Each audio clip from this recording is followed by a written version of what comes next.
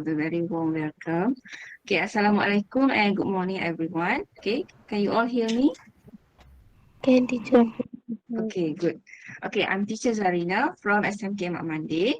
Okay, first of all, I would like to express my gratitude to Puan Azlinda again for inviting me to this program. Okay, so I hope this workshop or this program can be carried out in more leisure and less threatening environment so that every one of you will be able to ask questions or um, to clear any doubts, okay, that you may have, okay, throughout this program. Okay, and today, okay, I will be sharing some tips and ideas in answering SPM paper 2 first. Okay, if I have time, I will cover paper 1 as well. Okay, so I will be discussing part 1, okay, part 2, and also part 3. Okay, so the first two tasks, as you all know, okay, which are email and essay, are obligatory. Okay, so that means you have to answer these two questions, okay, in part 1 and part 2.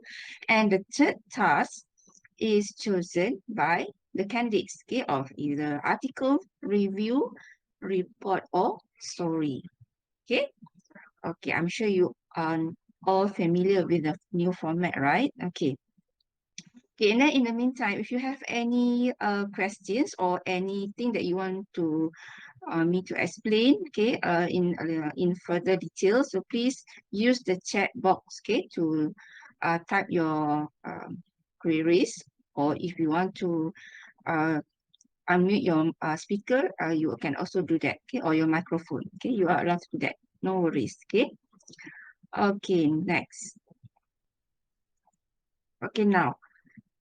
For a start, okay, this year we are actually following the new SPM KSSM format that is aligned with CEFR. Okay, okay, what basically CEFR means? Okay, CEFR means uh, you will be assessed, okay, according to levels. Okay, so that means there are levels for each part, okay, that range from A1, A2. Okay, A1 is the low prof or the basic user, okay, and then followed by A2, B1, B2, C1, and the highest level is C2. Okay, so C2 is actually a proficient user. So the main focus of this writing test, okay, if you can see in the table, okay, the intended level in each task increases. Okay, so if you look at the last column here, the intended CEFR levels, we have for part 1, okay, for the first question on short communicating message or email, you are expected or you are intended to be in the level of A2. Okay, and for part 2, okay, the level for CFR is B1, and as we move to the other task, which is a standard writing task, we are expected to see your performance in level of B2. Okay, so this level increases as you go from one part to the other parts. Okay. Okay, now look at the first task, okay, in part 1, which is short communicating message. Okay, so here the number of items is 1, mean there is only one question for you to answer.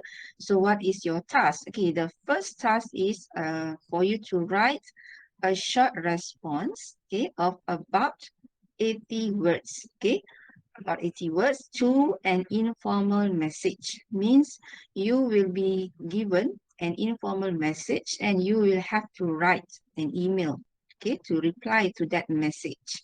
Okay, that is in part 1. Okay, for part 2, okay, you have a guided writing, okay, which you have to write an essay, and there is only one question too.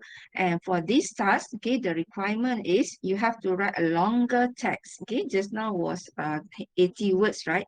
For this part, you have to answer approximately about 125 to 150 words. Okay, based on a text stimulus. So you will be given a text, okay, with some notes for you to write your essay. Okay, so the level here is B1. Okay, and then for part 3, okay, which is the extended writing task, okay, there are a few questions for you to choose from. Okay, you have a choice of 3 questions and you choose one of either an article, a review, report, or story. And okay, for this part, you have to write approximately how many words? Okay, slightly longer than part 2, which is 200 to 250 words. Okay, so now basically you have some ideas of what you are required to write for your paper 2 writing. Okay, and you have 3 questions to write. And how many minutes or altogether how many hours you are given to write all these 3 questions? Who knows how many hours of all the 3 questions? How many hours is given to you? Anybody knows how many hours you are required to answer part 2, paper 2 writing? 2. Okay, no problem. Okay, don't worry. I just want to ask you in case you have, you know how many hours. Okay, you are only given 1 hour and 30 minutes. Okay, 1 hour and 30 minutes to answer 3 questions. Okay, so you really have to plan, okay, how many minutes for each part. Okay, so I will tell you later, okay, in detail how you can plan for each part, how many minutes you should spend to write in each part. Okay. Okay, why do we have the level of A2, B1, and B2 here?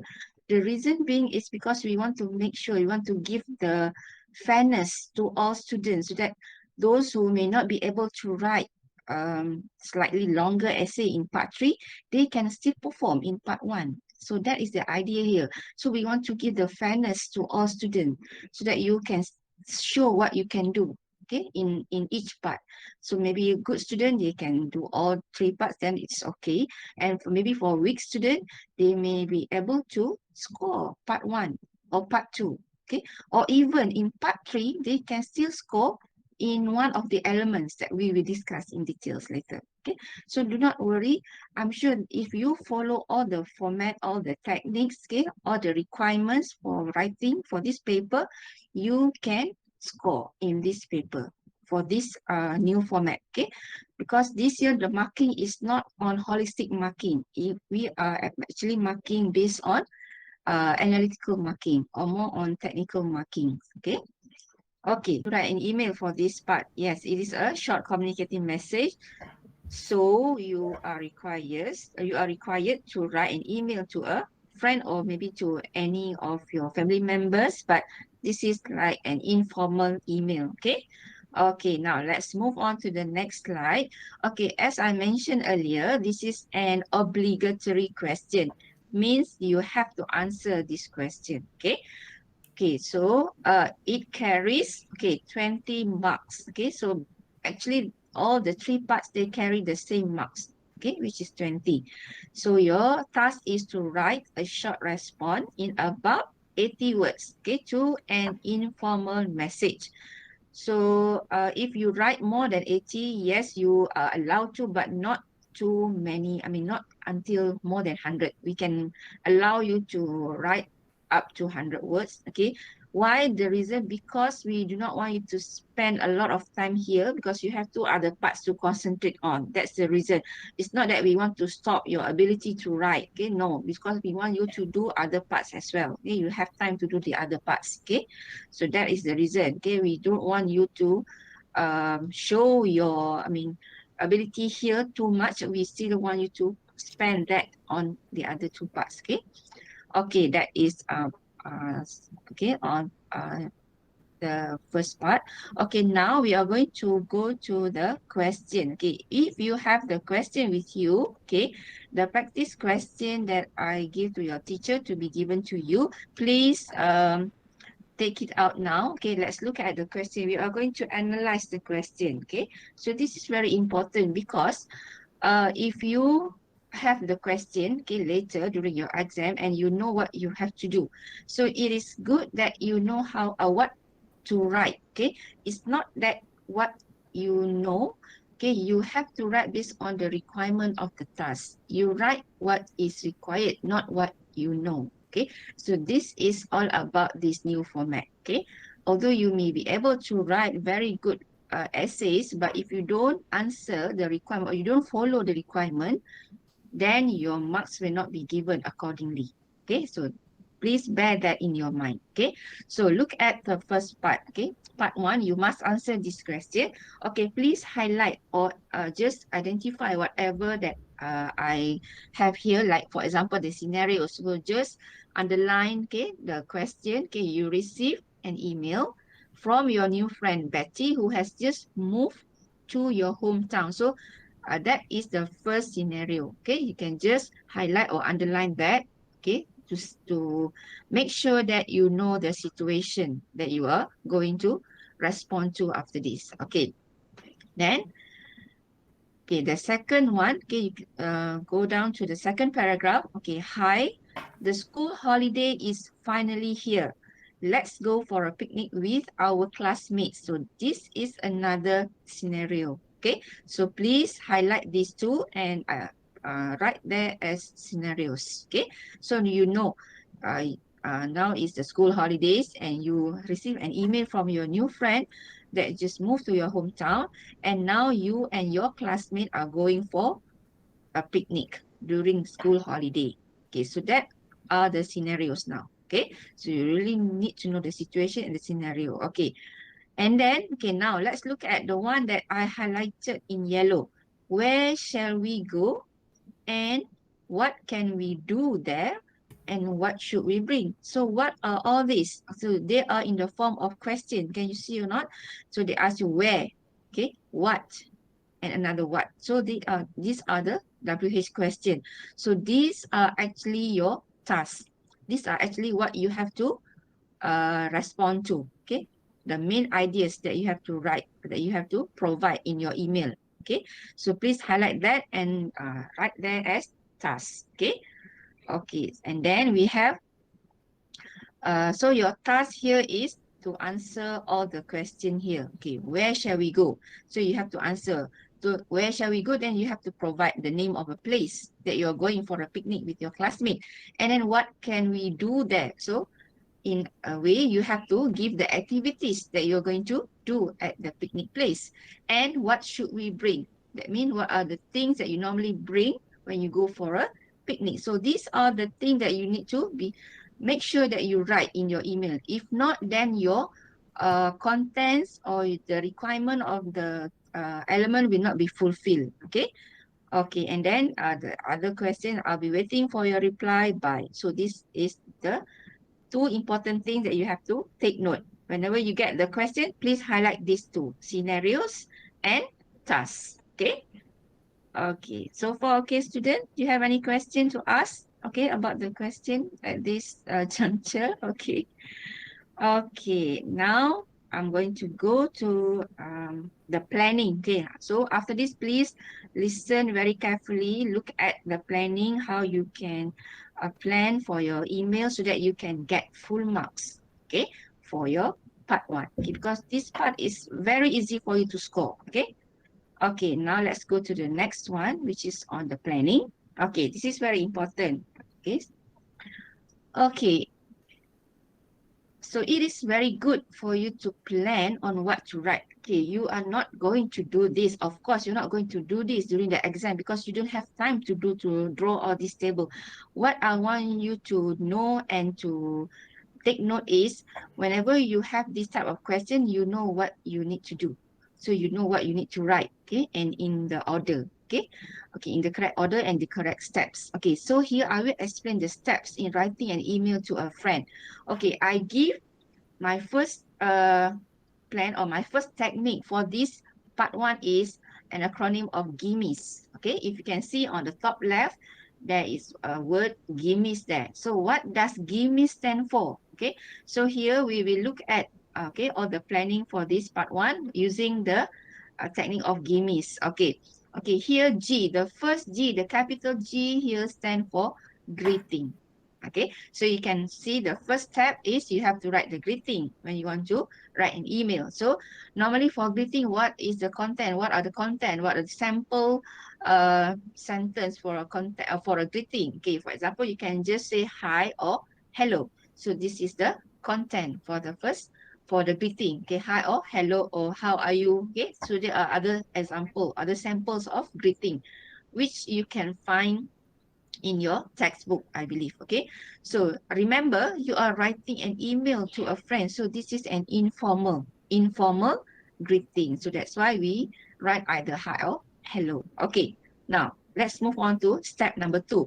Okay, in step 2 we are going to do the introduction. So that is where the letter I comes from. I here stands for what is in the screen. Okay, okay, you are seeing the table, right? Okay, the gimmies. Okay, so just now I was explaining about the first step, which is greeting. Okay, greeting, you can say hi or hello. So make sure it is an informal greeting.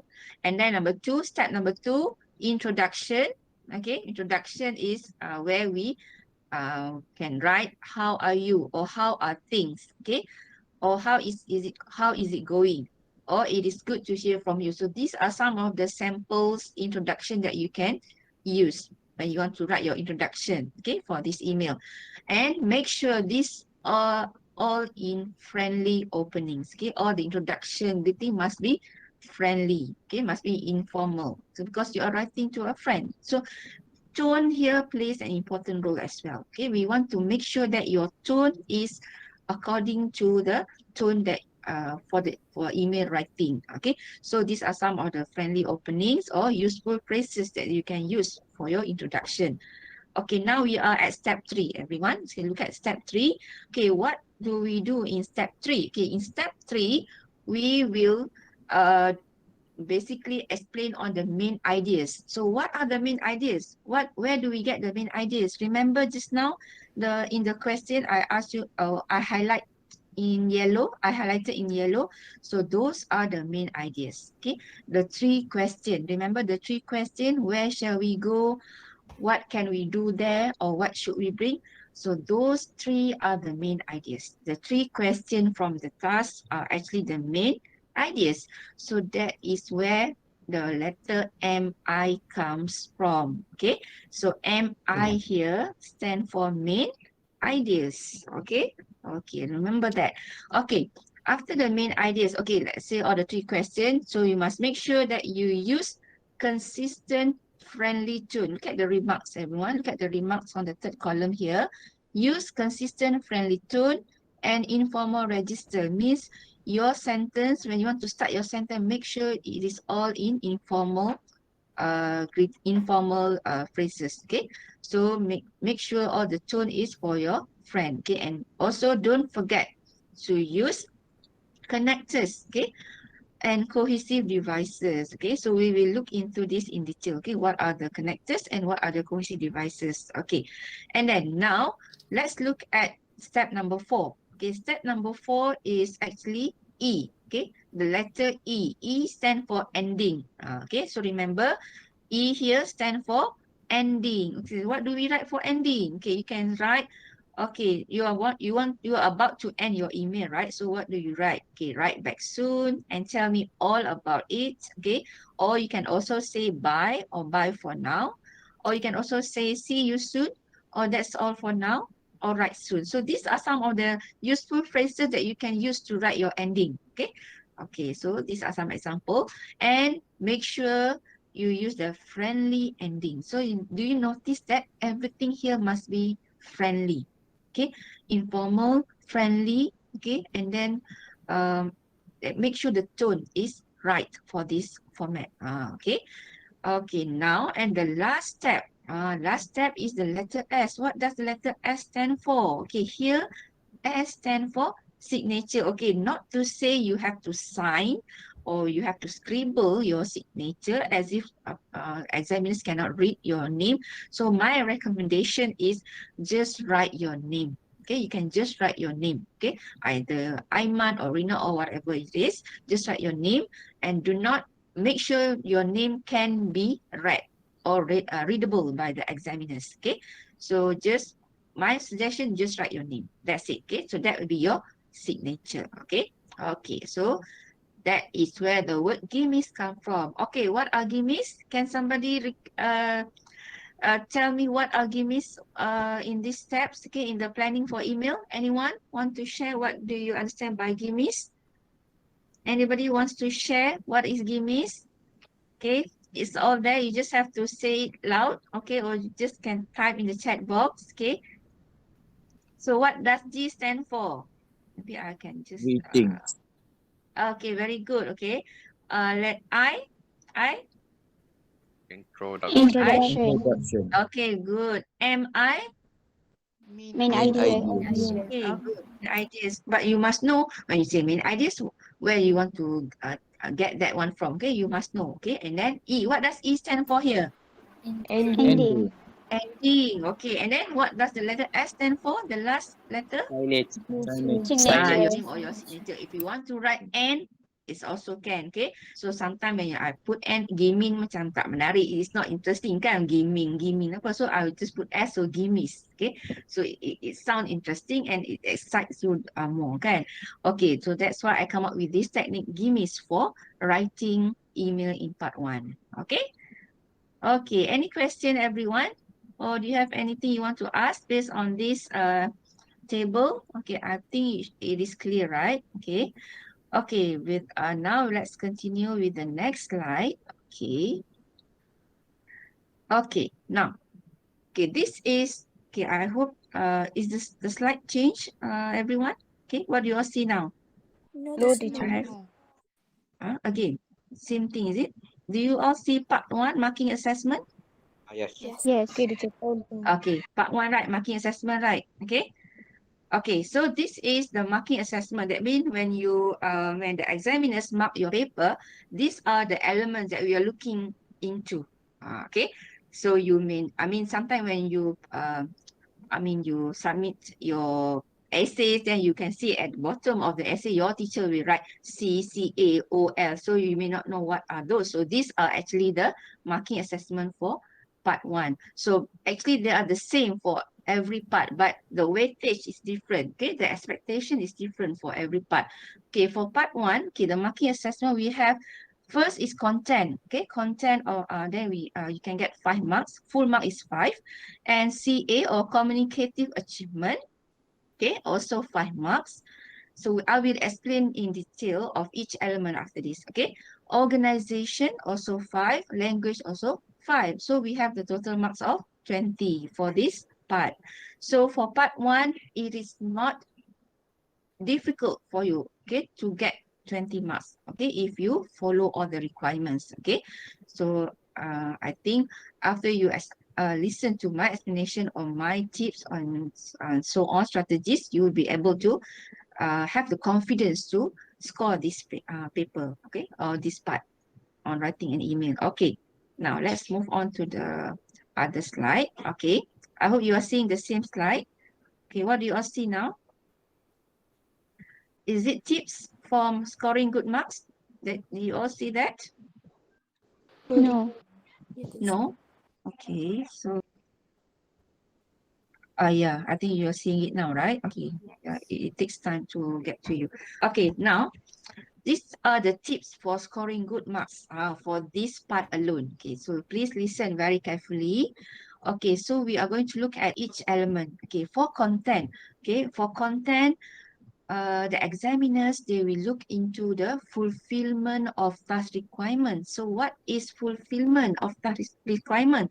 So here, content, remember just now it is 5 marks, right? So fulfillment here means you have to make sure you follow the format, okay, which is to write an email to a friend, okay, and you use the you answer all the questions, okay. Remember the 3 questions, the main ideas just now. So if you have that in your email, you write an email and you answer all the 3 questions, then okay, the 5 mark is in your hand, okay, for content. Okay, so it is not difficult to get 5 marks for content. Okay, but in the bottom, the the important thing is you have to answer. You have to write your response. If you don't write, how are we going to assess? Okay, so the important thing is to write, okay, all the response, all the answers. You have to answer all the question, okay, either part 1, part 2, or part 3. You have to answer, because you can simply get 5 marks for your content even if you cannot write very good in part 3. Okay, so please write. My suggestion is you have to write all the question. Okay.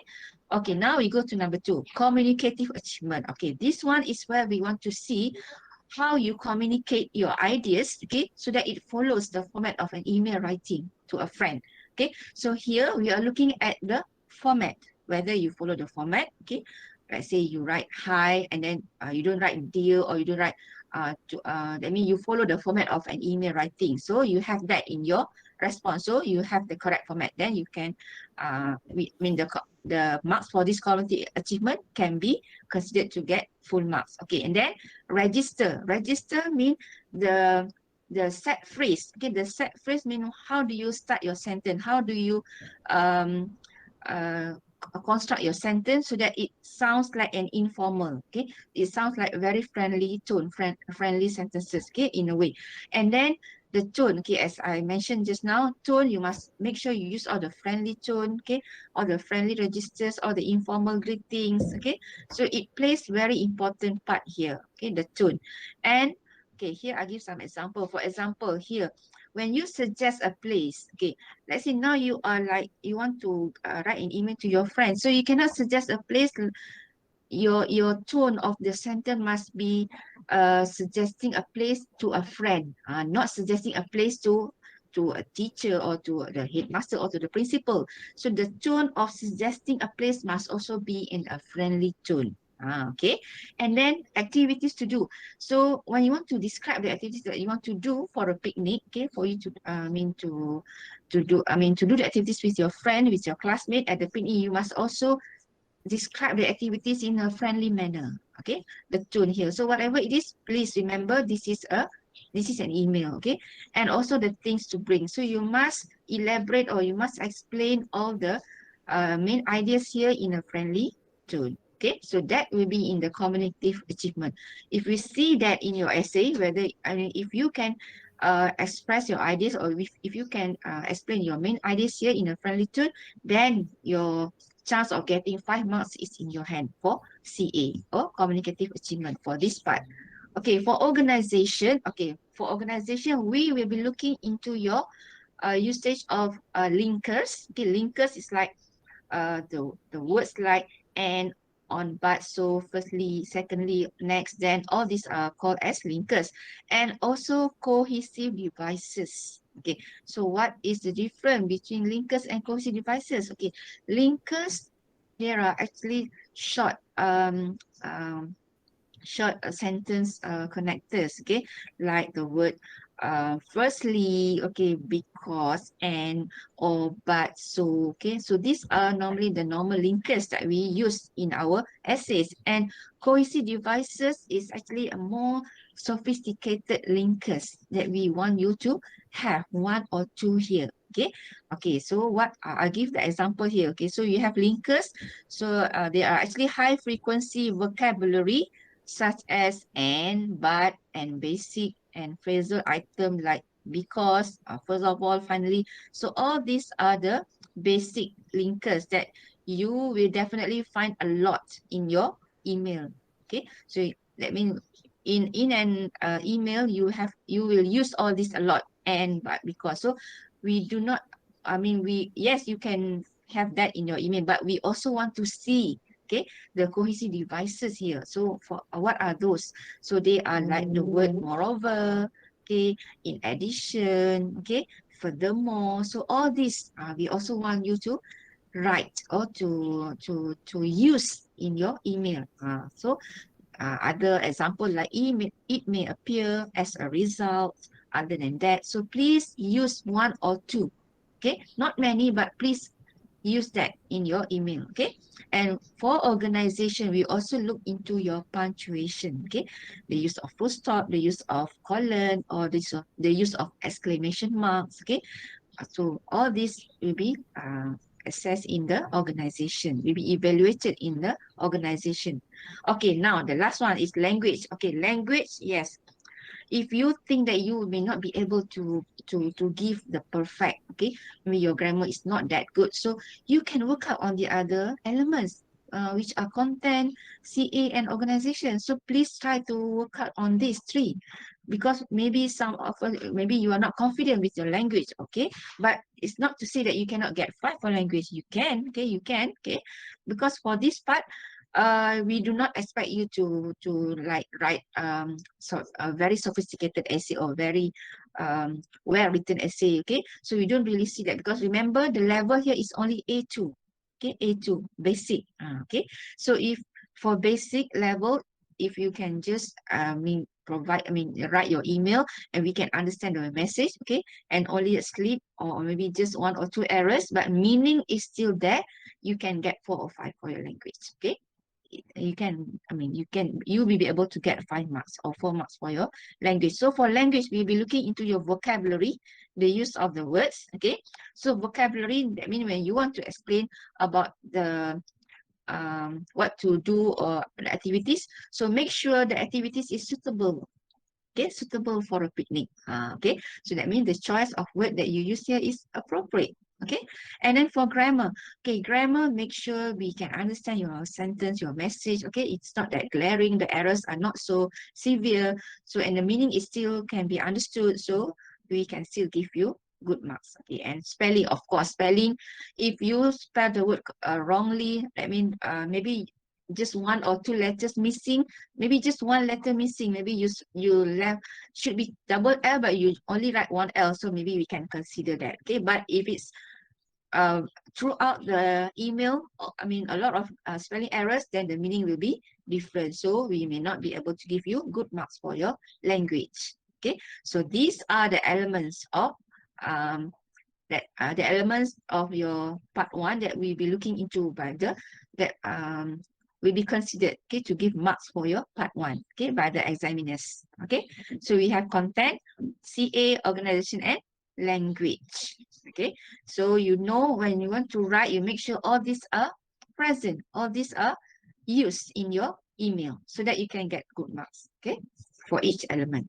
Okay, at this point, do you have any question? Okay, do we have any question in the chat box? Okay, let's see whether we have any question. No signature, yes. Okay, what is that? Ending. Okay, okay. Okay, now please allow me to continue my presentation. Okay, after this we are going to look at, okay, the sample email. Okay. Okay. Do you all see the sample email? Okay. Okay, so this is actually the sample email, okay, based on the question that I gave you. So you can refer to your practice question that your teacher gave you, okay, yesterday, I think. So sorry, I gave the question a bit late, okay. So based on that question, what I want you to do is, well, maybe you can just take a picture of this, okay, as your sample, okay, and maybe you can also jot down, okay, all these important ideas or important things that I highlighted here. Okay, so remember for part 1 email, we use gimmies. Okay, so gimmies, so what are gimmies? Greeting, introduction, main ideas, ending, and signature or name. Okay, for a start, okay, you have to, okay, the first 2 lines, okay, to betty@coolmail.com. So you just write any email that looks like an email. It doesn't have to be a correct email or the appropriate email. So as long as it looks like an email, you can just write anything. Okay, so here I put cool mail, okay, to Betty. Make sure you write to the correct person, because just now you received an email or a message from Betty, right? So now we want to reply to Betty, so you write to Betty@coolmail.com.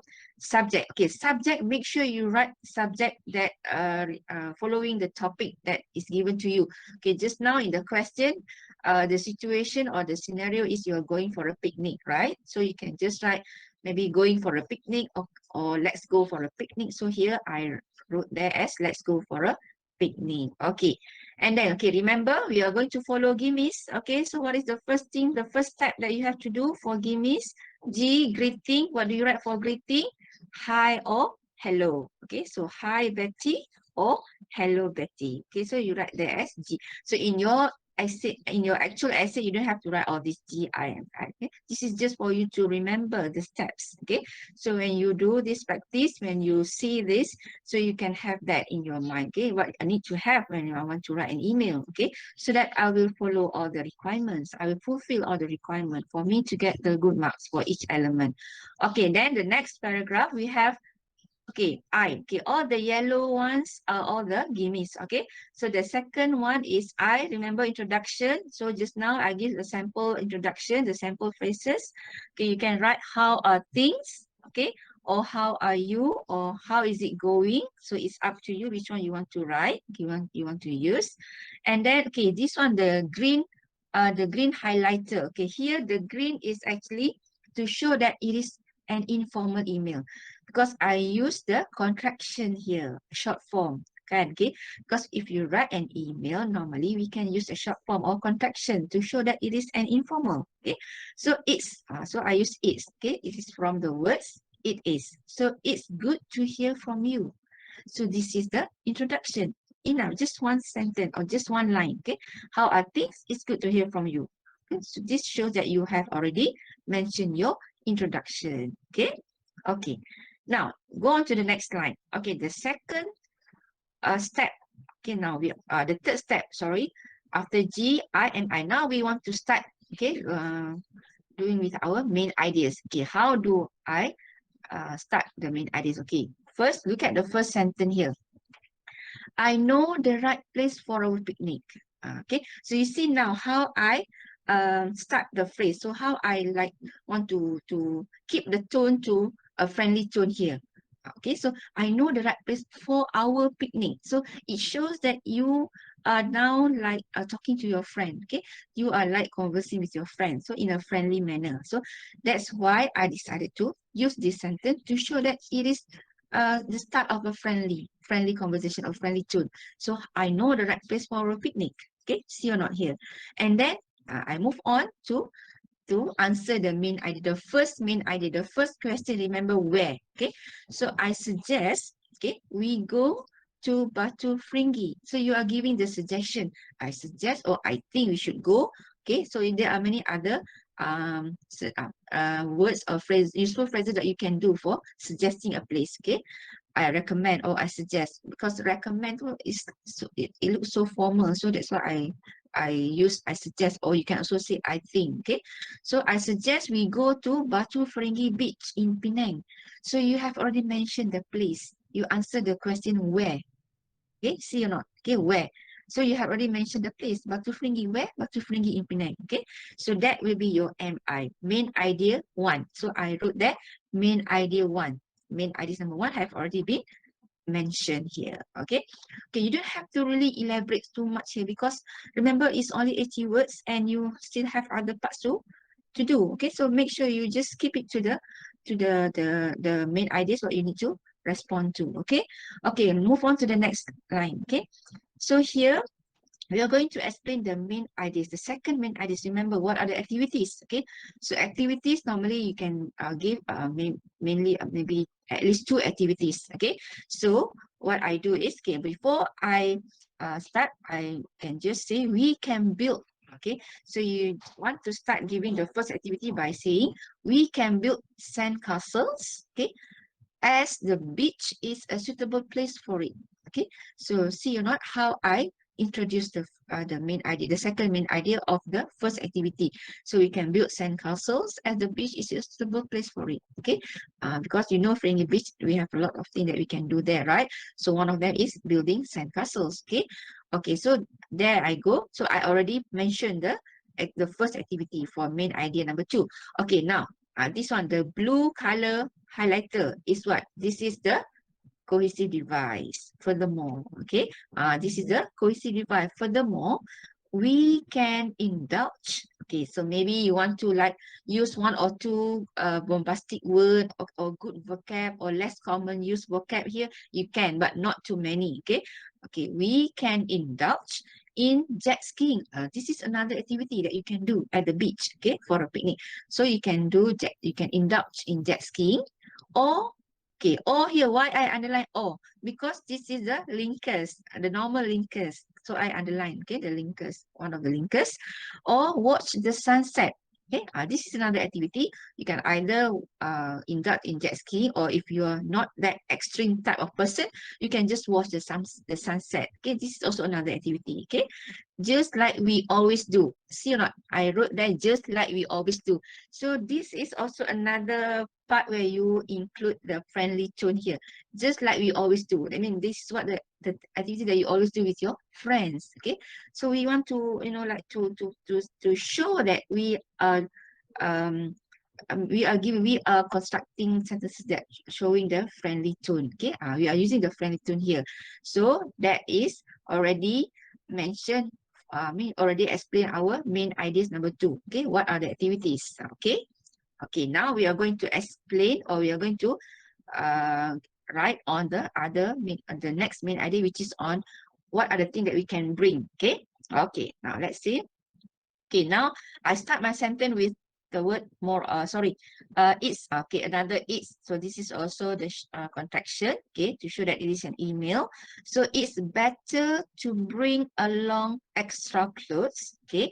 So I already mentioned one of the things to bring extra clothes. And so I underline and because this is normal linkers, okay, normal linkers, and a mat, okay, as well, in case we need those. Okay, so you explain the thing that you can bring is extra clothes or a mat. Okay, then next line.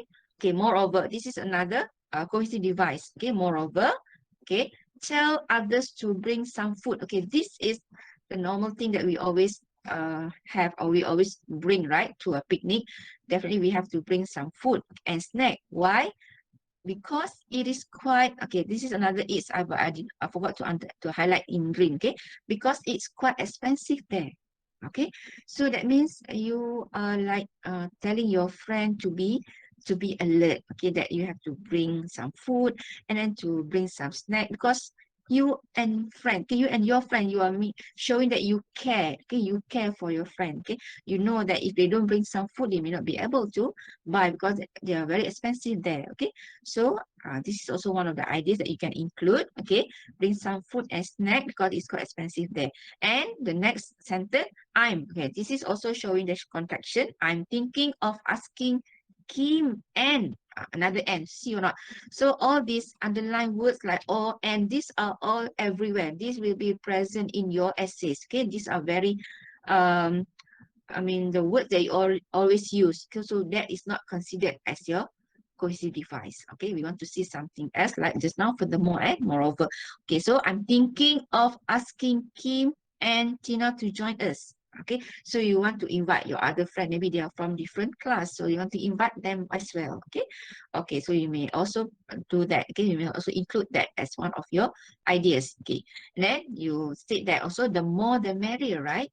Okay, so that means here we can see that this email is written in a friendly tone, okay, using all the informal phrases and so on. Okay, so at the end of that sentence, I wrote there as MI3 mean that is the main idea number 3. That means we have already mentioned what are the things that we need to bring for the picnic. So make sure the things and the activities that you explain and you give here, make sure it relates to going for a picnic. So that is also very important. Okay, to see that your communicative achievement is following the format of writing an email to a friend. Okay, and then now after MI, remember after MI, give me is E. What is E? E here is ending. Ending. So what do we write for ending? Okay, just now remember teacher gave you the sample of sentences for you to write the ending. Okay, you can write back soon and let me know of any updates. Okay, maybe there are other sample you can also use. Okay, and bye for now. So this is how I wrote the ending for the email. Okay, just very simple, just one line. Okay, but if you were to count the number of words, I think it is more or less 100 words. Okay, okay, so it is just nice for an email. Okay, because if you write too many, you may wasted time. You are wasting your time here. Okay. Okay, and the last one, S is your signature or your name. You just write your name, okay, as Lina, okay, or any other name that you like. Okay, so Those are the steps for you to write an email with the technique of a GIMIS. It's easier for you to remember the steps. So that is why I come up with the acronym of GIMIS. Okay. Okay, any question, everyone? Any question from you? You want to ask anything? Okay. Do you all understand what I'm trying to, to explain to you? Okay. Just want you to have the ideas to easy for you to go about when you see this type of question in part one. Because after this, I want you to know that part one is already in your hand. You don't have to worry about part one anymore. Okay. Part one, you have to get 20 the most if possible. Okay. Okay, is there any question in the chat? Okay, let's see. Oh, okay, there's no question. Very good. Okay, now I would like you to actually look at the next question, the next poll question that I will post. Okay, no teacher. Okay, thank you, Noreen. Okay. Okay, now I will ask you. Okay, this time we have okay, there's no question. There's no question. Now the next slide is going to be okay, similar to part one. This is a question that you need to answer. It also carries 20 marks. Okay, it also carries 20 marks. Okay, so you have to write slightly longer text, approximately 125 to 150 words based on a text stimulus. Okay, so you will be given a text or a question, okay, to answer this part. Okay, next. Okay, now, okay, we are going to analyze the question. Okay, so please refer to your practice question that I gave, that I gave you, or I passed to your teacher to be given to you. Okay, please look at that question in part two. Okay. Okay, and please write down or just highlight any important thing that you see in the slide now. I hope you are seeing the slide. Okay. Okay. Okay, so here, part two, you must answer this question. Write your answer in 125 to 150 words in an appropriate style. Okay, appropriate style means you have to follow, okay, the correct format. Okay, so question two, your class has been discussing, okay, how they spend their money. Okay, so I mean, you and your friend, you are discussing how you all spend your money. Okay, so that will be the first scenario. Please highlight that, okay, or underline that. That will be your situation about money. And your teacher has asked you to write an essay about, okay, maybe you can also underline the word essay, write an essay. So remember, normally part two is about writing an essay. So you just underline the word essay here. So you know you have to write an essay, not an email, not an article or anything, okay? So underline the word essay as well here. Okay, and about what you would spend your money on. Okay, you can also highlight that. What you would spend your money on. Maybe I forgot to highlight those, okay? So just underline essay and underline what you would spend your money on. That means how you spend your money, okay? Okay. So those are the scenarios for the question. Okay, now, okay, look at the next part. Okay, here, these are your main ideas. Okay, remember or not, just now in part one, we also have the main ideas, okay, but they give in the form of, just in the form of sentence. Now they give you in the form of bullet points, okay, but more or less the same thing, they're asking you to answer the questions. So these are also the main ideas that you have to look into. Okay, you have to take note. Okay, the first one, in your essay, you should write about, these are the things that you need to highlight whenever you get this question. Part two, highlight whenever you get the question, please highlight all this. Remember, okay, what you would like to buy. So what? The first question, what? Apa yang kamu nak beli? What you would like to buy? Okay, the second one, reasons. See, they put the letter S. Reason mean more than one reason. Okay, so I will suggest you to write at least 3 reasons. Okay, at least 3 reasons. Okay, so reason, or in other words, they're asking the question of why. Why you want to buy that one? Why you want to buy that item? Okay, so in other words, mean asking you a question of why. So reason for your choice. Okay, and then the third question, where? Where do you usually buy this item? Okay, so you can, I mean, do you see or not? They are asking all the WH question. What? Why? Where? Okay, all the WH question here. Okay, where do you usually buy this item? So you need to give the name of the place that you normally buy the items. Okay, so here all the 3 points here are actually the main ideas. Okay. Okay, so please take note. And then the last one is your task. Okay, what are your tasks? Write your essay. Okay, so essay, remember essay using all the notes. Okay, using all the note mean all the 3 points just now, all the main ideas, all the 3 main ideas just now, using all the main ideas and maksudnya something that you have or you also need to write, giving reason for your point of view. So whatever that mean all the 3 why you want to buy the item, you have to give reason. Why do you go to that place to buy, you must give reason. So all the 3 points must be also provided with your reason for your point of view. Okay, so these are your tasks. Okay, so please highlight all those in the question. Okay, okay, let's move on to the next one. Okay, so after this I'm going to give you the planning.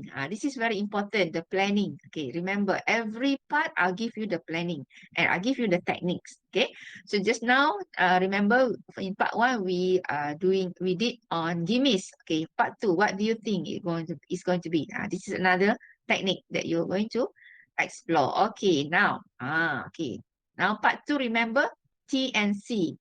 So okay, part 1 tadi gimmies, now part 2 is T and C. So now I'll give you some guidelines in planning your essay. So we will look at what are those T and C stands for. Okay. Okay, to begin with, okay, in paragraph 1. Okay, now, okay, in essay, remember essay, you have to write in a form of paragraphs. In email, you don't have to write in paragraphs. I mean, not to say you cannot write, but you don't have to really write in paragraph. You can just write in the form of steps. That's why just now in part 1, I give it in the form of steps. Now in part 2, I give you in the form of paragraphs because you have to come up with paragraphs. Okay. Okay. For paragraph 1, okay, this is where you have to introduce the topic. Okay, where is the topic? How do I know the topic? Okay, the topic just now that I asked you to highlight, remember? The first thing you highlight about money, okay, the first thing you underline, okay, that the first scenario, that is your topic. So we are going to talk about money. Okay, so in the first paragraph, you are going to introduce the topic by talking about money and its importance. Okay, money and its importance. We do not go to the reason yet. We do not answer the main ideas yet. See or not? Okay, so you have to have the introduction. So in other words, paragraph 1 is going to be your introduction. Okay, about the topic. Okay, so that is where the letter T comes from. So T here stands for topic. Okay, so you can just write down in your practice question there, T for topic. Okay. Okay, next we are going to look at the other paragraphs. Okay, in paragraph 2, you are going to describe. Puan Zarina, the slide. Yes, yes. Yeah. The slide, the start. I mean, the start is Oh moving my to the next God. one. Oh my God. What Sorry. happened? Yes, yes, please do that. Sometime itulah I know. Line, Okay. maybe I think the line kot dia lambat sikit. Okay, Okay. okay. Okay, yeah. Alright. Okay. Okay, so this is the planning for part 2. T and C. Now you see the words, the letter T and C, right? Okay, so T just now, I repeat, T is the topic. Okay, paragraph 1 is the topic. Okay, and then you have to introduce the topic about money and it's important. Okay, paragraph 2. Okay, paragraph 2, we are going to describe the detail. Okay, and we are going to answer the first main idea. Remember the first main idea, the first question just now, what would you like to buy? Okay, so we will do it in paragraph 2. Okay, so describe what you like to buy and its details. Okay, so I put it here as N. And number 1 mean notes, because in the question they say use all the notes given. Remember or not? Just now in the question, use all the note. That's why I come up with N, so that you can remember what does N stand for. So N is referring to notes. So what note? Note number 1. Bukan note 10, note 1. Okay? Okay, that is paragraph 2. Okay? Okay, that means each notes or each main idea in each paragraph. One paragraph, one note. Okay, please do that so that you can see your coherent, okay, your ideas, how you develop your ideas. Okay. Then in the third paragraph, which is paragraph 3, okay, you are going to give a few reasons. Okay, remember just now note number 2, the question, reason why you want to buy the item. So here you will do that in paragraph 3. So give a few reasons why you want to buy the item. So I name it as N2. N2 stands for notes number 2. Okay. So please remember N1, N2. Okay. And then, okay, we move on to the next paragraph. Okay, in paragraph 4, okay, you are going to describe. Remember the third question, where would you normally buy the item? So here we will explain the place that you normally buy the item, which is in paragraph 4. Okay, you will describe the place you usually buy the above item. So I put it as N3. N3 means note number 3. Okay. Okay, then finally, in paragraph 5, okay, you are going to conclude, or you're going to write your conclusion here, okay? Conclude your essay by, okay, restating how you would spend your money.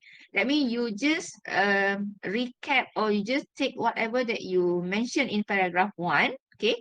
That means the introduction just now, but you will do it in your own words, or you will do it in a different sentence. I mean, the meaning is the same, but you will you will use a different word to construct the sentence that has the same meaning with the first paragraph.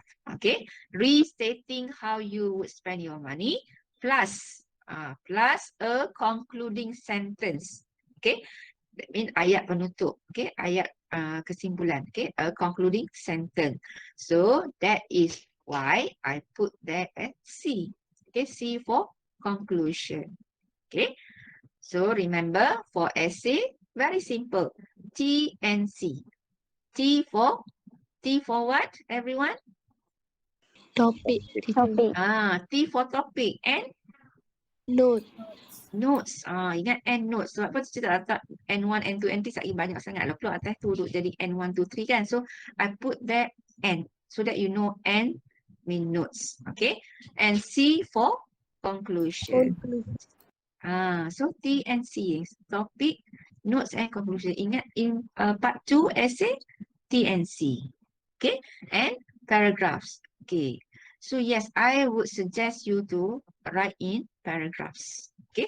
So that you can see whether you have fulfilled or not all the main ideas or the requirement. If you jump or if you lump everything in one paragraph, or the main ideas you lump in one paragraph, you may not be able to explain the main ideas in details. The examiners may not see, okay, your development of ideas here. And we cannot see how do you communicate the ideas here. Okay, yeah, it's very important for you to come up with paragraphs. Okay, any question at this juncture, everyone? Any questions?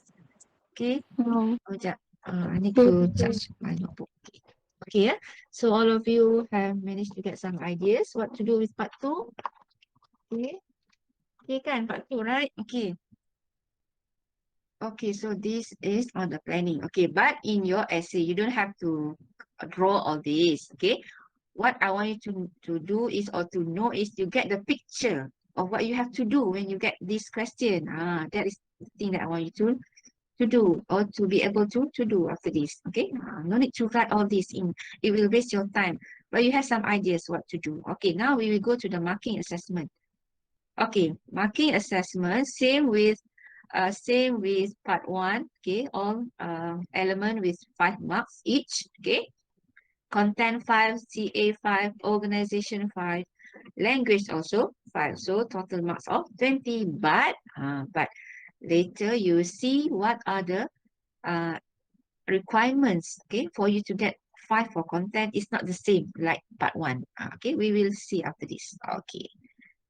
Okay, here are the tips for scoring good marks in part 2. Okay.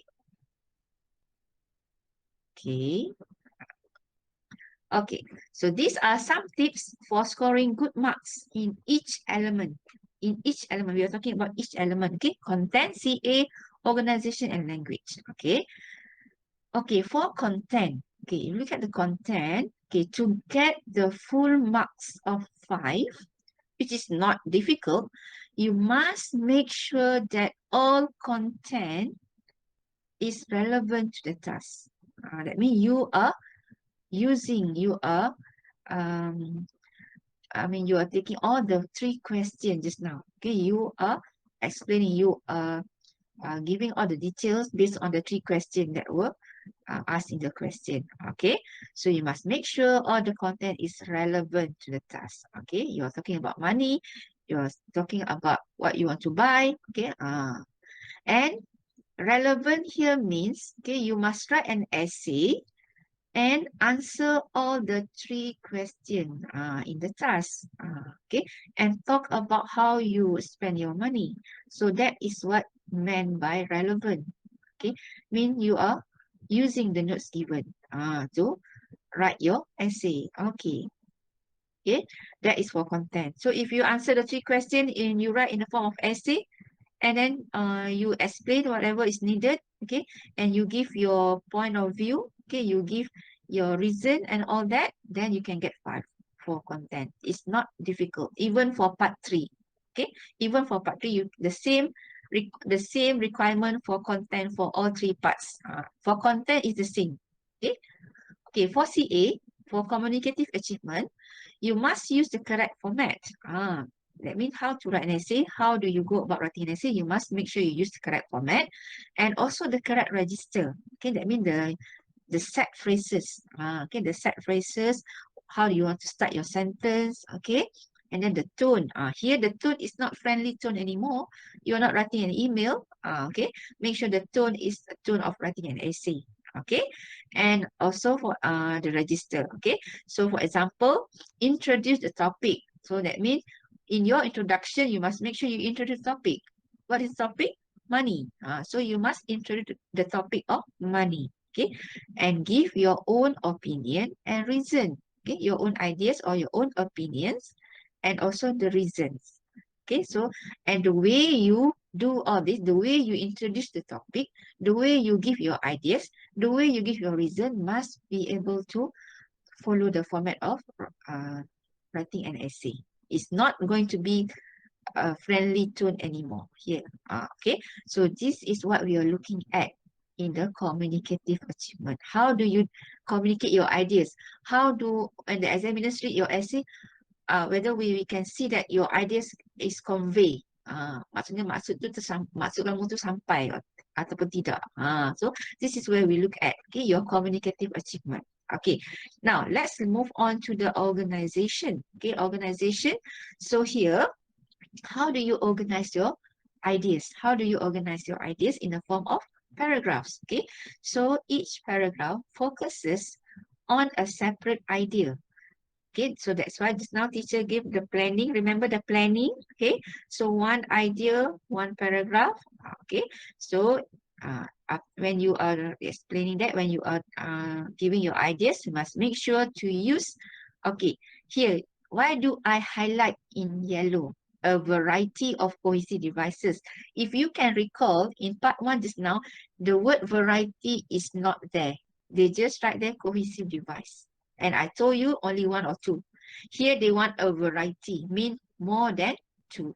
A few now. They want a variety, mean pelbagai. Okay, more than 2 and must be in, you must be able to use it, okay, across your essay, throughout your essay. Okay, why do you need to use this? To link your ideas.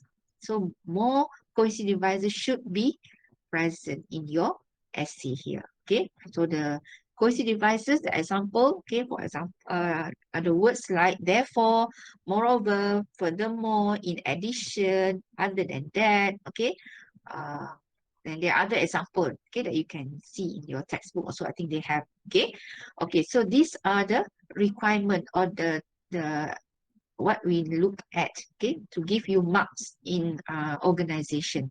Okay, so if you have all this, your coming up with paragraph to explain your ideas, and you use the cohesive devices, then you will get 5 for your organization. Okay. Okay. And then for language. Okay, now for language, you should be able to use some less common words appropriately. Okay, what is some less common words? Less common too means not the normal word that you always use. For example, okay, instead of saying beautiful, you can say, oh, she's very stunning. She looks very stunning. She looks very attractive. Okay, she looks very intelligent. She looks very out of the world. So macam you are not using the same word to express the same thing, or like the normal word like beautiful, kan? So you try to use something that you less that people commonly use very less, okay, that they use very less. So try to include okay, one or two or a few words here in your essay. Okay, so if you see that, okay, in your essay and you use it appropriately, means when you have the word, make sure the word is appropriate in that sentence. Maybe you want to explain about the thing that you want to buy. For example, you want to explain about you want to buy a laptop, and you said that laptop is very beautiful. Maybe it's not appropriate to be used for laptop, the word beautiful, maybe. Okay, so I just give an example. That is what is meant by appropriate. Okay, so have to make sure that although you have the words, but it's not appropriate, it is also not going to be we're not going to look that as one of the language that we will award you with good marks. Okay, so make sure it is appropriate and use some less common words. Okay, and we also look into your simple and some complex structures. Okay, just now if you can recall, they do not mention this in part 1. Remember or not? In part 1 only vocabulary, grammar and spelling. Okay, but this one, that's why I told you, although it is 5 marks for language, but here the expectation is different. The weightage is different. Okay, we want to see that you be able to write some simple, complex or compound sentences. Okay, complex structures. That means you have in sentence, you have maybe 2 or more main ideas in a sentence. Okay, so that is where we will look into for this language in part 2. Okay, and for errors, okay, just now in part 1 they talk about spelling. Okay, this one they not only on spelling, of course you have to make sure you write your all the words will be spelled correctly. Okay, and we are talking about errors now. That means errors mean in a form of structure, your sentence. Just now spelling maybe in the form of words, 1 word, 2 word, okay, in the form of 1 word, 2 word, right? But now errors mean in the form of your structure, the whole sentence itself. We are looking at the whole structure, not only the words. Okay, so errors, if you have errors, make sure it do not impede meaning. That means meaning can still be determined. Okay, so it is very important in your essay for part 2, if you have errors, make sure very small errors, very simple errors, okay, not that severe. Okay, so that we can still understand what you're trying to say, and the errors do not change the meaning of that sentence.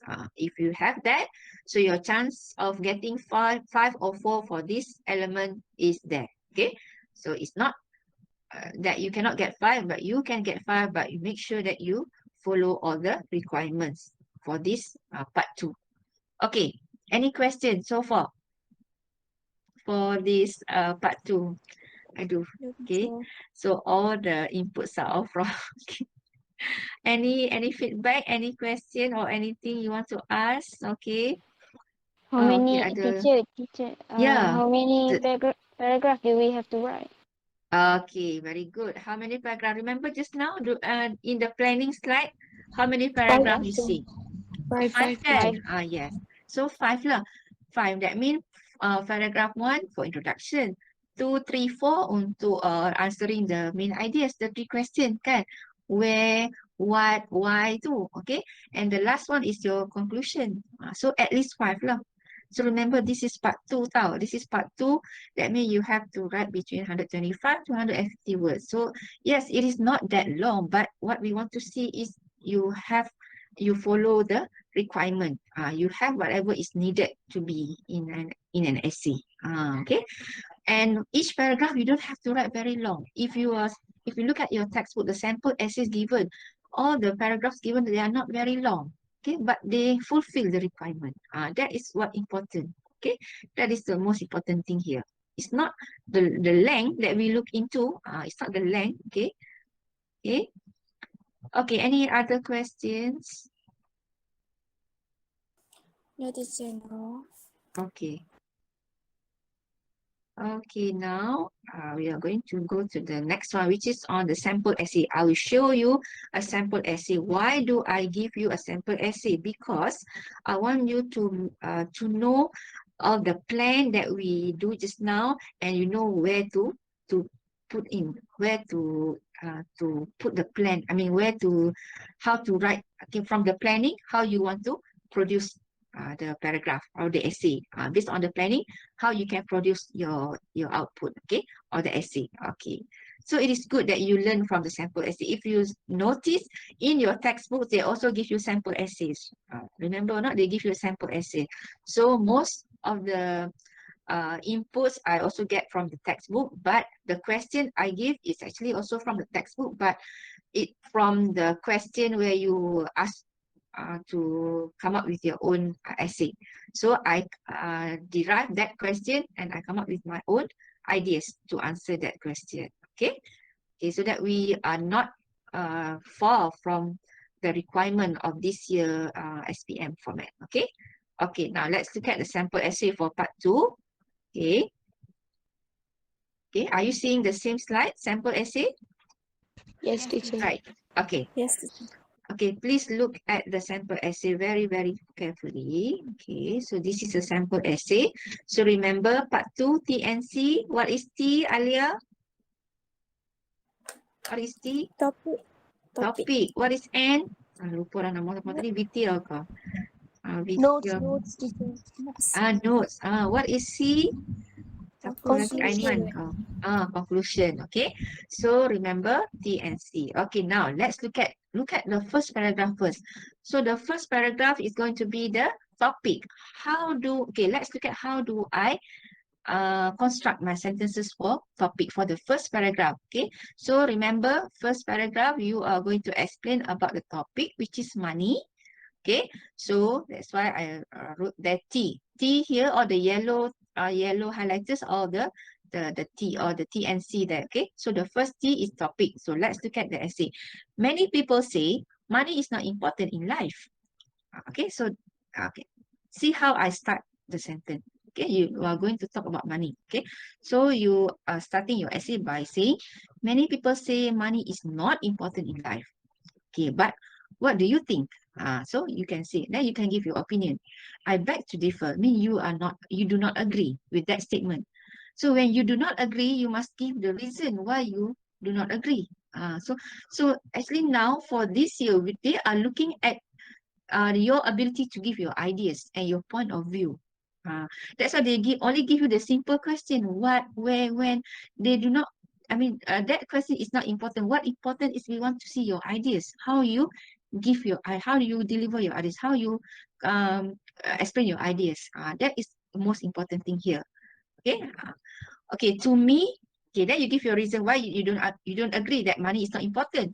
To me, money is important to buy our necessity to survive in this challenging world.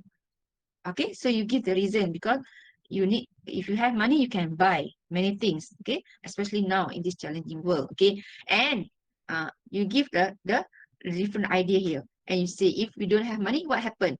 If you have money, what you can do? If we don't have money, what will happen? So without money, okay, we cannot continue our daily routine life.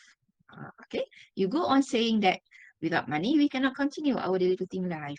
But with money, we can buy a lot of things like food, clothes, and books. Okay, so you notice or not, in this paragraph alone, I did not touch on the item yet, or I did not touch on what are the things that I want to buy, because this is an introduction paragraph. You want to introduce the topic of money and the importance of money. Okay, so please remember that you do not lump everything in the first. You must give your introduction first. Okay, so that people will continue to read your essay. So the examiners will see that, okay, I need to go on further to see how the candidates are going to express the ideas. Okay, so that is your T, your topic. You introduce the topic in the first paragraph. Okay, now let's move on to the second paragraph. Okay, second paragraph, remember what do we do in second paragraph? We are going to explain the first note. Okay, note 1. Remember what is note 1? Note 1 is what are the things that you want to buy. Kan? Okay, so what are the items that you want to buy? Okay, now, so in paragraph 2, okay, see or not, I highlight in green. All those things that I highlight in green are actually the set phrase. Okay, that means the phrase or the words that you use to start your sentence. It is very important. Okay, you cannot just start or you cannot just give your ideas straight, but you have to start your sentence with something first. These are all explained in your textbook actually. Okay, if you can see the sample essay, they are very, very good for you to look at as your reference. Okay, so to begin with, okay, actually the words to begin with is meant by firstly, but I do not want to use the same. I do not want to use the same word that we always use when we want to start our sentence, right? Firstly, secondly, please try not to use that very often, okay? So you try to come up with a different phrase to start a sentence. Instead of saying firstly, you can say to begin with or to start with, okay? So this is where we can see that you are using the less common words, okay, to start a paragraph. Okay, to begin with, if I have money, okay, if I have money, so it is also good to use the conditional, if conditional. It is very good because you are, when you have the word if, you are now like giving your point of view.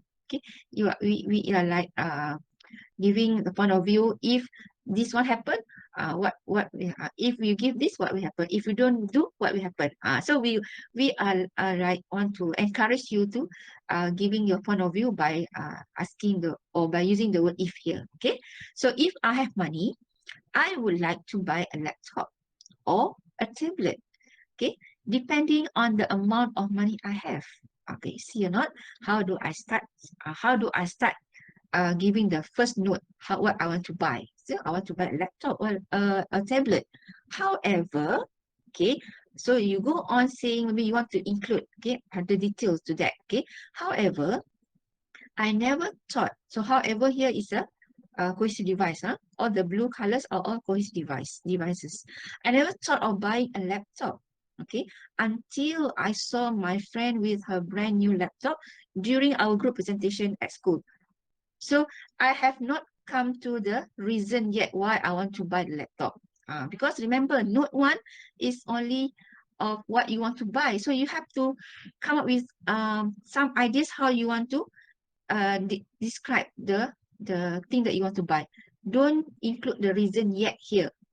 Okay, so that's why I go on saying like okay, at first I don't want to buy, but then when I see my friend using a laptop during presentation, then I decided to buy a laptop. So you just tell that, okay, and it has been on my wish list since then. Okay, so I mean, this is part 2, everyone. This is part 2. You have to give ideas. Okay, this is not like part 1 where you have to be very direct. Okay, so this one you have to make sure that you give some ideas to explain about the first note. Okay, now, okay, so you go on saying that now with online learning, having a laptop is a blessing. Okay, so these are all the ideas that I give for to explain my first note, which is what you want to buy. So you give, so if you see there are no reason yet, no reason, okay, that saying why I want to buy a laptop. You just say that, you just on the surface, you say that I want to buy a laptop because I see my friend using it. I want to buy a laptop because that is on my wish list. I want to buy a laptop because it's used, I mean, now for online learning, it's a blessing to have that. It's really very advantageous.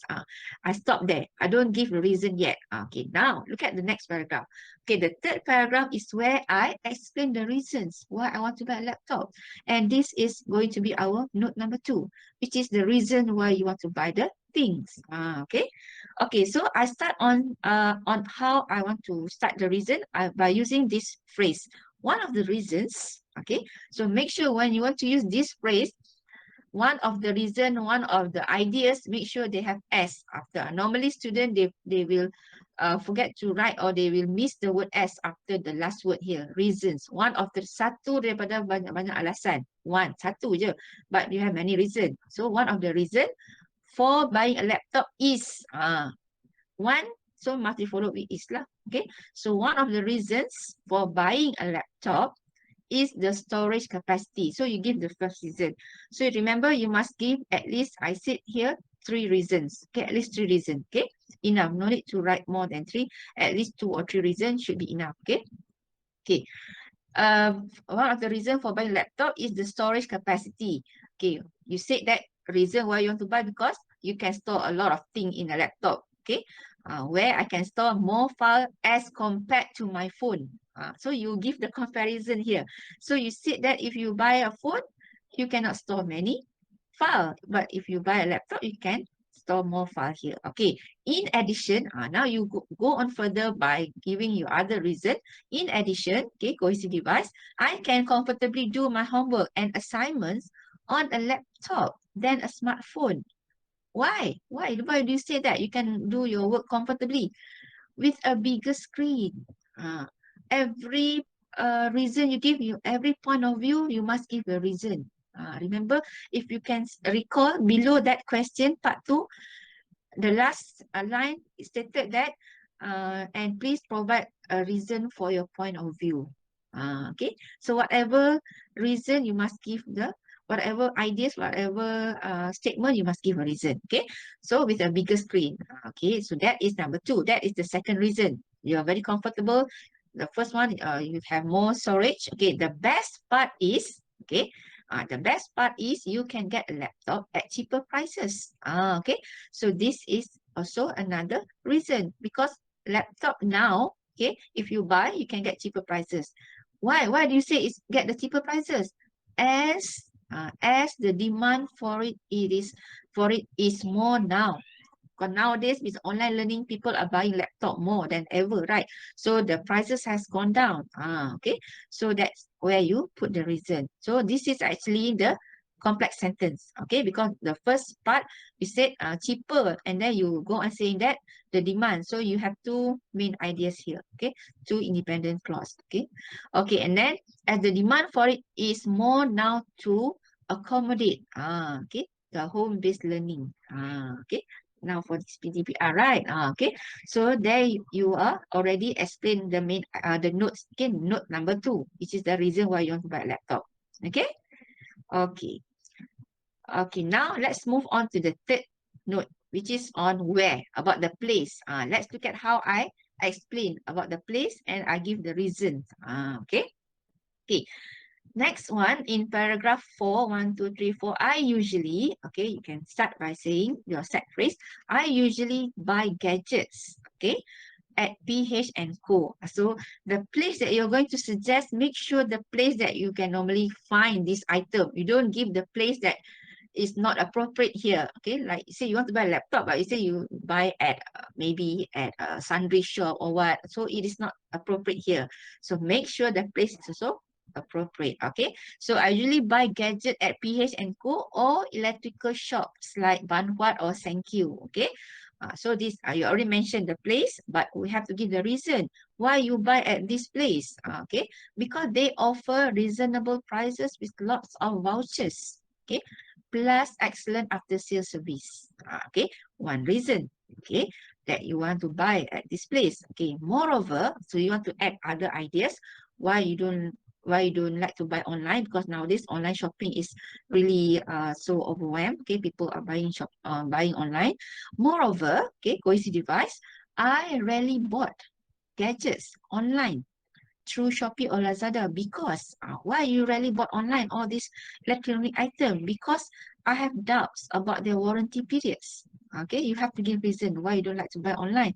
Maybe some people, they don't like to buy clothes online because they cannot put on their they cannot fit into their body and so on. Okay, so you give the reason you don't like to buy online because you have doubt about the warranty periods. Okay, plus the extra shipping charges.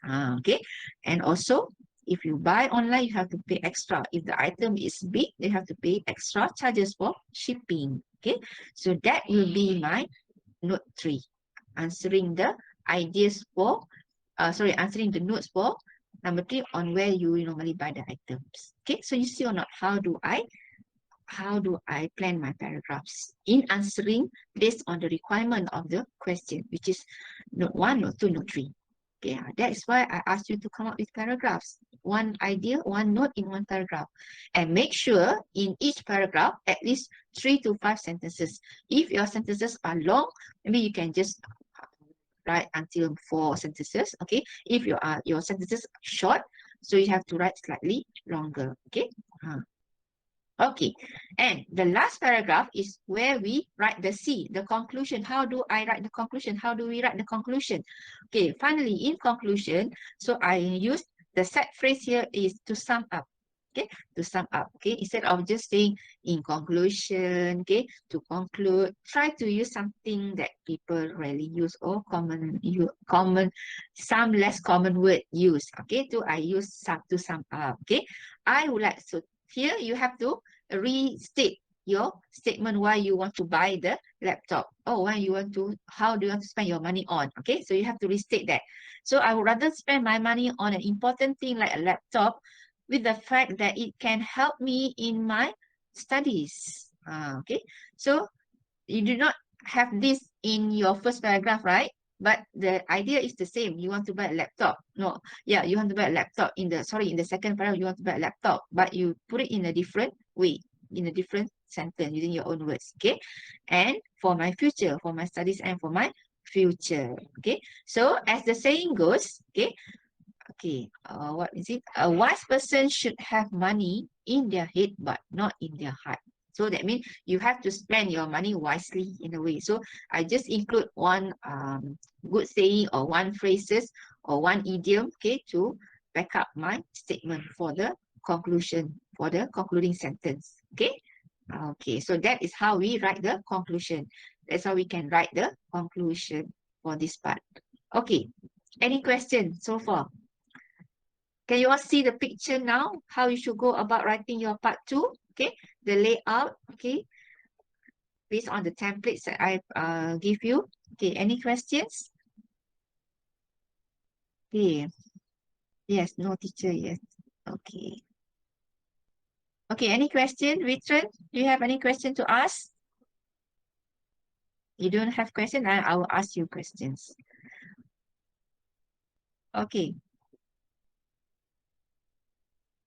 Okay, so far I think you should be able to get the ideas on what to write for your part 2. Okay, so after this, I'm going to give you a question. Okay, based on my poll question. Okay. Okay, I'll put in the chat box. Okay. Okay. Very simple question, actually, just to get you on the right track, actually. Okay, so that you are with me. Okay. Okay, there you go. Okay, name the technique used in planning for part 2 question. Okay. Very quickly, everyone. Okay, part 2. Okay, I'm talking about part 2 now. Okay, because we are at part 2. Okay. Yes, very good. All of you answered that correctly. Yeah. Okay, part 2 TNC, part 1 gimme. Okay. Very good. Okay. Okay, because I don't want to waste time because we are actually going to go to part 3 now. I hope I have time to do part 3 because there will be 3 questions actually in part 3. I will be discussing on article, review and story. Okay, but I will go with article first. Okay, hopefully I won't be taking your time. Okay. Okay, teacher Azlinda, do you have anything to say? Okay. Okay, so okay, No, Q&A. nothing. Sorry. Start dengan mouse pula. Okay, so nothing. Okay. Okay, yeah, teacher. Okay. All right, you may Okay, now continue. I'm going to go to part 3, yeah. So we can continue, huh? Okay. Okay, now I hope you have the same slide. Okay, part 3, yeah. Okay. Okay, part 3 will be on extended writing tasks. Okay. So in this part, okay, your task is to complete one of the 3 tasks given. Okay, there will be 3 tasks and you have to complete one. Okay. Okay. Okay, and the same marks will be given, 20 marks, and the word length requirement is approximately 200 to 250 words. Okay, slightly longer. You have to write slightly longer here. Okay, and the tasks are either an article, review, report, or story. Okay, let's move on to the next one. Okay, so this is your marking assessment. The same thing for marking assessment, all 5 for each element, but of course the weightage is different. Okay, now we're going to go to the weightage now. I'm going to go a bit fast here, sorry everyone. Okay, but this is very important, so I really have to explain this to you. Okay, okay, tips for scoring good marks in this part. Okay, part 3. So these are some tips for scoring good marks in each element. Okay, because you will notice they are a bit different here and there for from part 1 to part 2 and part 3. Okay, so for content, but for content is the same. Okay, as I told you earlier, content is the same. The requirement for content to get 5 is the same for all 3 parts. So if you think you cannot do part 3, please try to answer. At least maybe you can get marks for content. Okay, so if you do not write anything, you leave the question blank, how are we going to assess you? How are we going to evaluate you?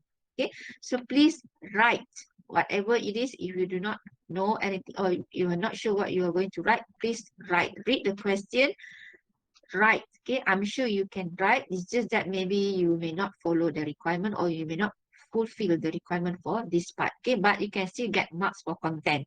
Okay, content is 5. Okay, so if you just get 5 or maybe, and then CA maybe you can still get, and then organization maybe you can still get 3 or 2.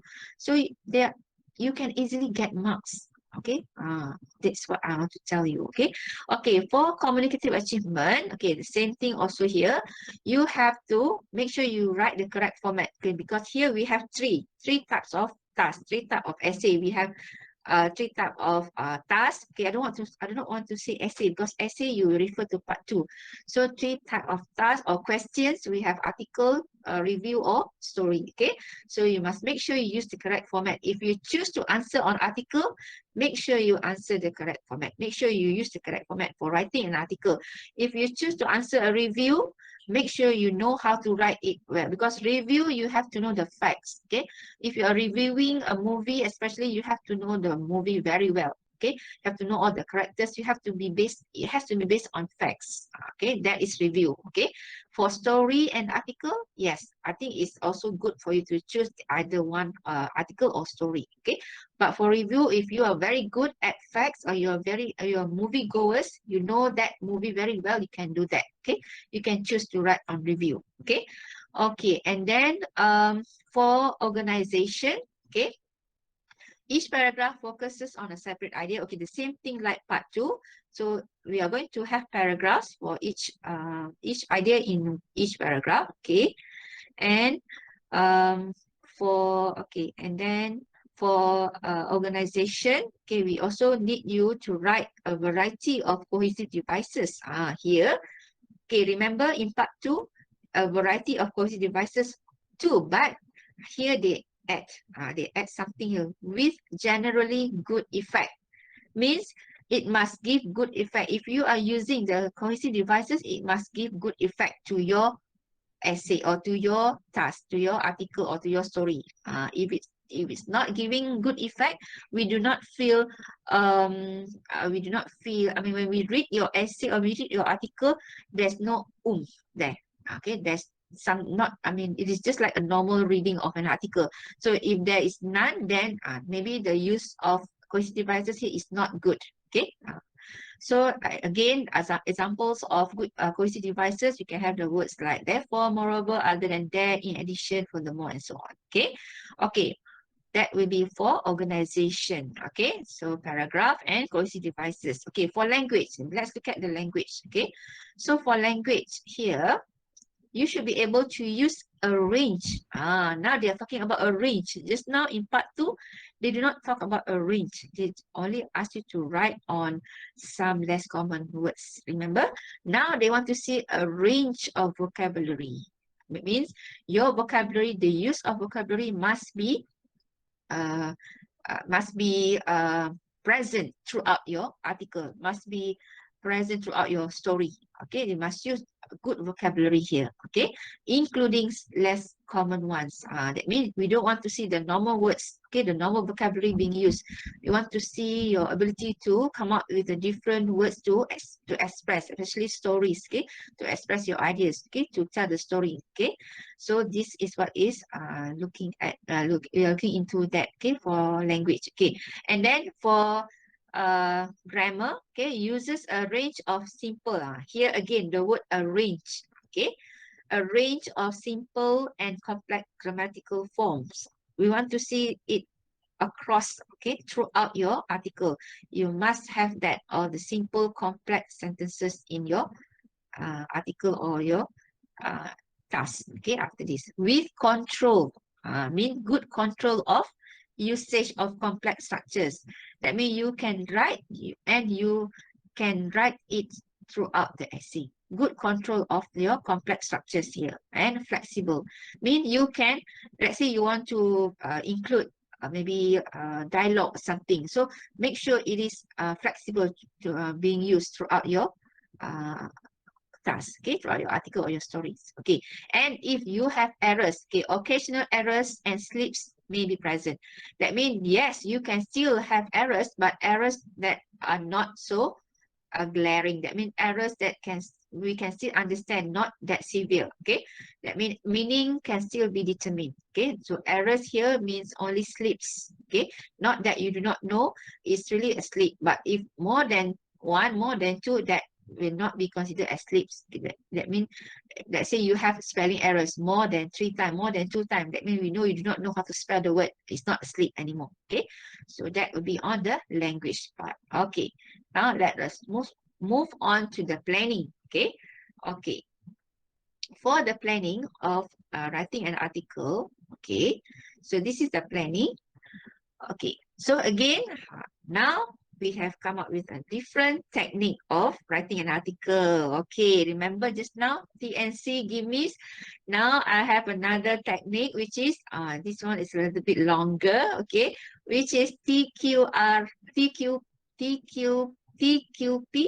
RRP. Okay, TQP, RRP. Okay, what is it? What is it? Okay, let's look at what is T, what is QP, R, and RP. Okay, so remember that. Okay, how do we write an article? So here I'm going to explain an article on showing preferences. Okay, you want to write an article that showing your preferences. Okay, so I'll give you some guidelines for writing an article. So to begin with, the first step is to write a title. Okay, don't get confused. Just now in part 2, T stand for topic. Okay, so this one, T stand for title. Maybe you want to write TI here, easier for you to remember. Okay, just now part 2, you want to write TO. You know, TO stands for topic, TI stand for title. Okay, so TI means title. Okay, so for article, the first thing you must do is to write a title. Okay, okay. Then in paragraph 1, which is step 2, you need to get your reader's attention. Okay, by asking a question and state your preference. So here you have to write the question on how you want to attract how you want to attract your readers to continue reading your article, and also you have to state your preference after you write the question. So that's why I write there QP. Q stand for question, P stand for preference. Okay, so again, T title, QP, question, and preference. You can write in your practice question in the paper. Okay. Okay. Next, step number 3 is on paragraph 2. Okay. Paragraph 2 is where we are going to write your. Okay. 3 is sorry. For step 3, paragraph 2 is is 2 to 4. Sorry, 2 to, that means you are writing 3 paragraphs 2 to 4. Okay, so here we have the word R. So what do you think is R? R here stands for reasons. Okay, so you need to explain your reasons using a new topic. Okay, for each paragraph. So you will be given with some topics, okay, and then in this question, and you will have to give your reason, okay, for each topic in each paragraph. Okay, so again, R here stand for reasons. So paragraph 2 to 4 is reason. Okay, and then for step number 4, which is the next paragraph. So after you have your 3 paragraph until 4, the next paragraph will be paragraph 5. So paragraph 5 will be your last paragraph. So for this paragraph, you will restate. Okay, you will restate. Kamu akan sebut balik. Okay, your preference here. Restate your preference. That's why I come up with the letters R and P. So R stand for restate, P stand for preference. Restate your preference in a new or amusing way. Or in other words, you use your own word to restate your preference based on your paragraph 1 just now. Okay, where you write your preference. Okay, so you see the question after this. Okay, so that will be your RP. So remember, article T, Q, P, R, RP. Okay, panjang sikit lah. Okay, for this one. Okay. Okay. So far, so good, everyone. Okay, let's look at the next one, which is the question. Okay. Okay, here. Okay, I'm going to give you some, not some, just a task for you to, okay, you have the question with you, right? Okay, I'm sure you have the question with you. So please identify and highlight. Okay, please identify and highlight. Okay, where do you think is the title? Okay, you just write at the end of each sentence, just write the letter T. Where is T? And then where do you think is the QP? And then where do you think is the R, reason? And where do you think is the RP?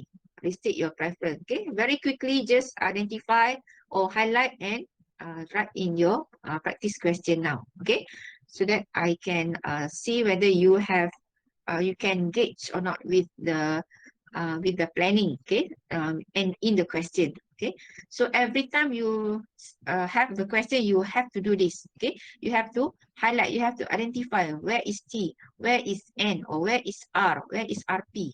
Okay, so that you will not miss all the requirement, okay, to write an article. Okay. Okay, please do that very quickly.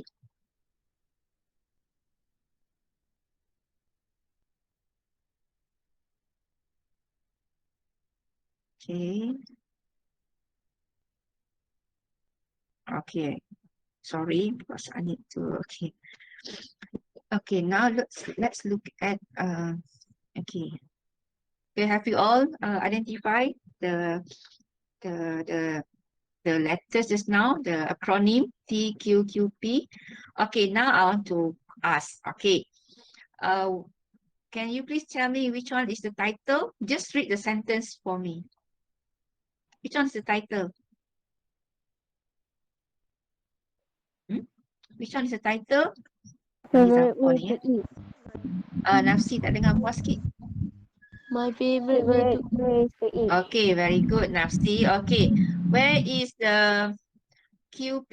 Okay, where is the QP? Question and preference. Where? I mean, just read the line. Okay, the line. Where do you put the QP? prefer to eat at home at a restaurant somewhere else. Yes, that will be the line where you will write your question and you will also state your preference. So at the end of the word else, after else, so ada question mark at the end of the after question mark, so you write QP. Okay, and then where do you write your reason? Okay, where do you write your reason? Your favorite type of place to eat. Okay, so you write that at the end of the or after the word eat. Okay, you just write R after the word eat. Okay, how about RP? Where do you write RP? This is really a bonus question. Where do you write RP? Where are you going to write RP? Okay, nak panggil siapa ni ya? Okay, where do you write RP? Sekejap. Publish in our magazine next month. Okay, you can write, okay. You can write your RP. That means you will reinstate that after the line explaining why you prefer it. So after that line, you will just put that RP. That means you know after that paragraph, you have to write RP. So you just write RP below that line. Okay, below that line, in between the best article tu, that blank tu, you write RP there. Okay, okay, this one. Okay. Okay, so I just put there plus RP. Okay, either you put like what you are seeing now in my slide, or you can drag RP below that line. Okay, so this is what you should be highlighting, or what you should be identified in your question paper, in your practice question. Okay, just indicate that T, QP, R, or R1 to R3. Okay, reason. Okay, okay. So the question is, okay, you see this announcement in an English language magazine for teenagers, okay? So then they will give you the title, My Favorite Way to Eat, okay? Where do you prefer to eat?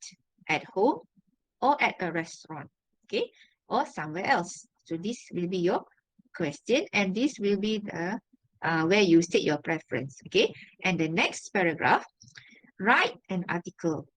Okay, so write an article. So you can highlight the word article here. Okay, about your favorite type of place to eat. Okay, that means you have to write an article about where you want to eat. Just now, you already mentioned your preference in paragraph 1, right? Whether at home or at a restaurant. So you will here in this paragraph, in these 3 paragraphs, you will write about the reason. Okay, why you want to eat at that place. Explaining why you prefer it. Explaining why you prefer it. So that will be in 3 paragraphs. So each paragraph, one reason. One reason in 1 paragraph. Okay. Why do you need to have 1 reason in 1 paragraph? Because this is part 3. You have to really explain your reason. Okay. And you have to give examples for each reason that you explain. Okay. And last one is the question. The best article will be published. That one is just for you to take note. Okay. Nothing, we don't have to highlight anything there. Okay. Okay. Now let's move on to the sample article. So I'll give you the sample article after this. So since this is part 3, I cannot put everything in one slide. It will be very messy. So each paragraph I will explain in each slide. Okay. So it will be quite lengthy a bit. Okay. Okay. Okay. Teacher Azlinda, is it okay if I were to use up a bit of time here? Because I think I hope you don't have any other programs after this, right? Do you have any other programs after this? No, it's okay. It's okay, yeah. I hope the student I also don't have can any, see. I don't know about the students, but I don't think they have any program. It's okay. You can just continue. Okay. You can just continue. Okay. All right. Okay. Thank you. Okay. So this is This is a sample article. Okay. We are going to look at first. Remember just now T, and then QP, RRP, right? So we start with T. So T is the title. Title must always be in the first line. Okay. Title will be the first thing that you write for an article. Okay. So on top of the page is the title. So the title is My Favorite Way to Eat. So that will be your title. Okay. And then you have the first paragraph where you write your QP. Q means question, P for preference. Let's look at how I come up with the question. Okay. So please read the question. With the current pandemic situation, do you think it is advisable to eat at a restaurant although the vaccination rate has increased? Okay, so can you see or not how I come up with a question to get your reader's attention? Because an article has to be a piece of writing where people will continue to read. Okay, so it has to be, the first sentence must be able to capture your reader's interest. Okay, so, and at the same time, I combine with the current situation. Okay, I relate to the current situation. Okay, so Now, after you come up with the question, then only you come up with your preference. Okay. So based on your question just now, okay, that you posed, okay, you said that now, although the vaccination rate has increased, but of course, some students, they have not got the vaccine. So with the current pandemic situation, okay, personally, I prefer eating at home and spend quality time with my family. Okay, so when you have the question, you have to give your response to that question. Okay, so personally, I prefer eating at home and spend quality time with my family. So that is your preference. You are stating your preference now that you want to Excuse me, Puan eat Zarina, at are you home. actually showing the Oh sample now? my God, so sorry. Aduh. Okay, okay, Yes, okay. okay. So Thank sorry. Okay, you. All right. dia kena klik. Oh, dia pergi. Okay. Okay, so again, look at how I start my question, okay, in the first paragraph, and also my preference, okay. Okay, so title on top, and then QP, question, and P is the preference. So preference is in the red color, okay, text, and the top one is the question is the normal, the black, okay. So you can differentiate between the question and the preference here. Okay, so this is how I start my first paragraph. Okay, by asking question and by giving my preference. Okay, are you all okay? So I'm going to go to the next paragraph. Okay, now after QP is what? Reason, right? We are going to explain on the reason why you want to eat at home. I'm sure you have a lot of reason. You can give a lot of reason, okay? But you must make sure you give your reason and you give your examples, okay? So that's what I said. The question given to you is not difficult, but what they want to see is how you give your ideas. We want to get more ideas from you now, okay? How you explain your ideas. Okay, now let's move on to paragraph 2, where we will look at the first reason, which is reason number 1. Okay, okay, reason 1. Okay, so this is paragraph 2, R1. R1 stands for reason number 1. So remember, just now, you have to give your reason. Now, they do not give you what are the reason, but you have to come up with your own ideas. Okay, but they give you guideline that you have to give reasons. Okay, so for a start, okay, first of all, so I use the first connectors, cohesive device. First of all, when you and your family eat at home, you will pay less. So the first idea, the first reason I give here is, if you eat at home, you pay less than eating at a restaurant. Okay, why do I say I pay less? You have to give your reason why you say that you pay less if you eat at home.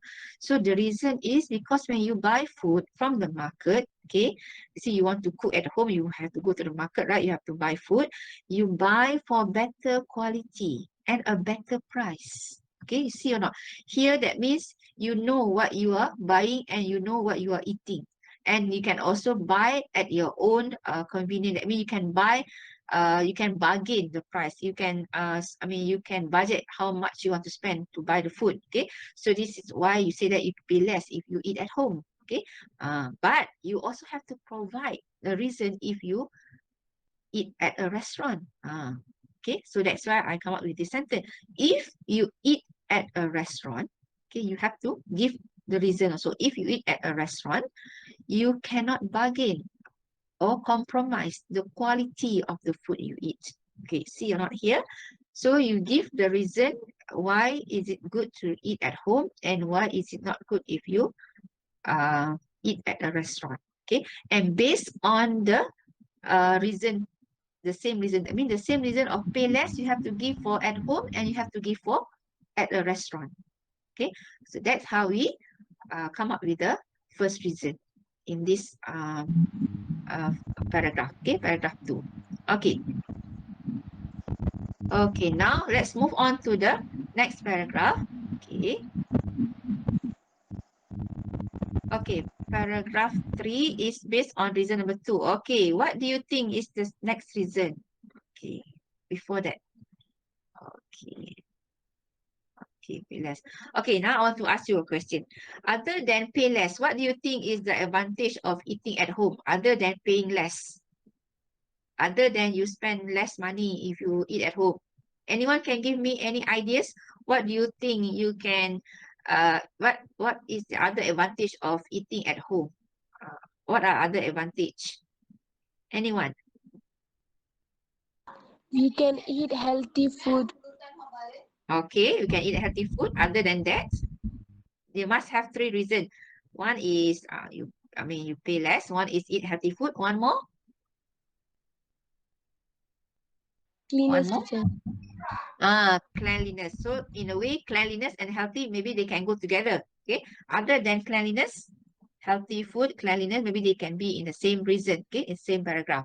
Give me one more ideas. Why you think that eating at home is better than eating at a restaurant? Think. Pay less, healthier, more cleanliness. What else? Okay, maybe you cannot get the ideas now. Okay, no problem. Okay, let me show you how, the second reason. Okay, yes, you're right. Okay, second reason is about cleanliness. Okay, it's about cleanliness.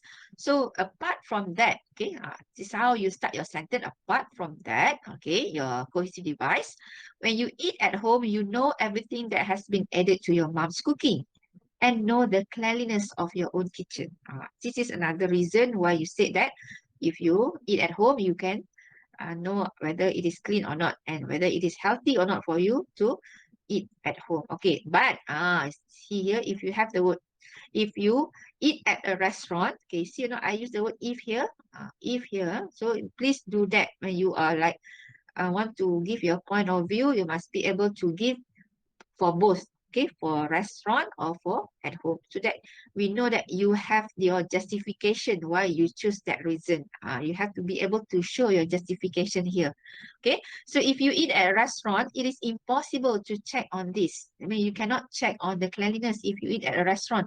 Maybe you can see the restaurant is very clean from the outside, but from the inside, from the kitchen, you do not know what is happening at the back of the kitchen.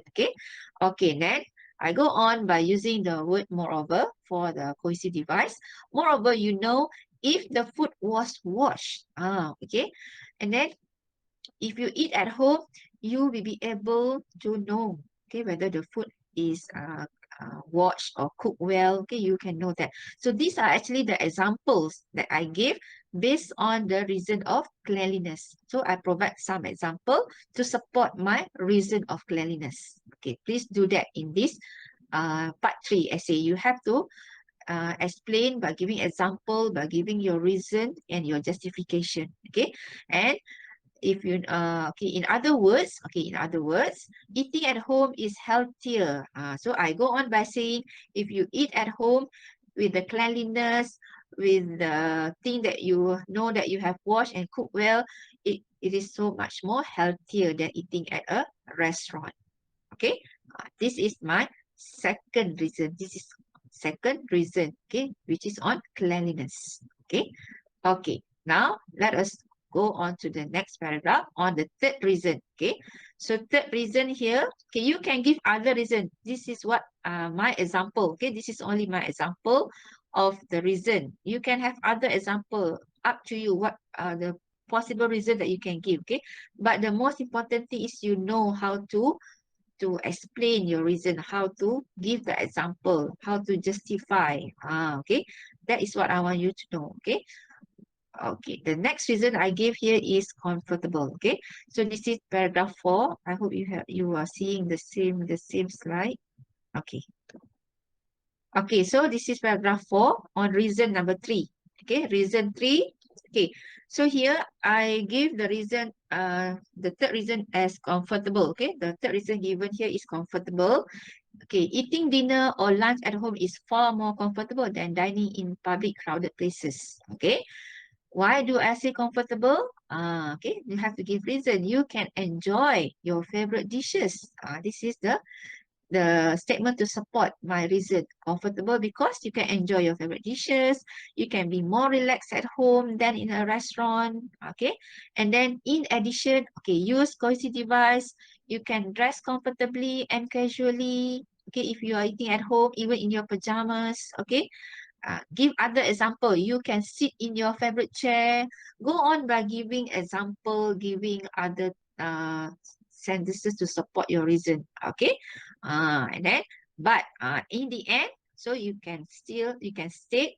But if you are at a restaurant, okay, depending on the number of people, you may be assigned.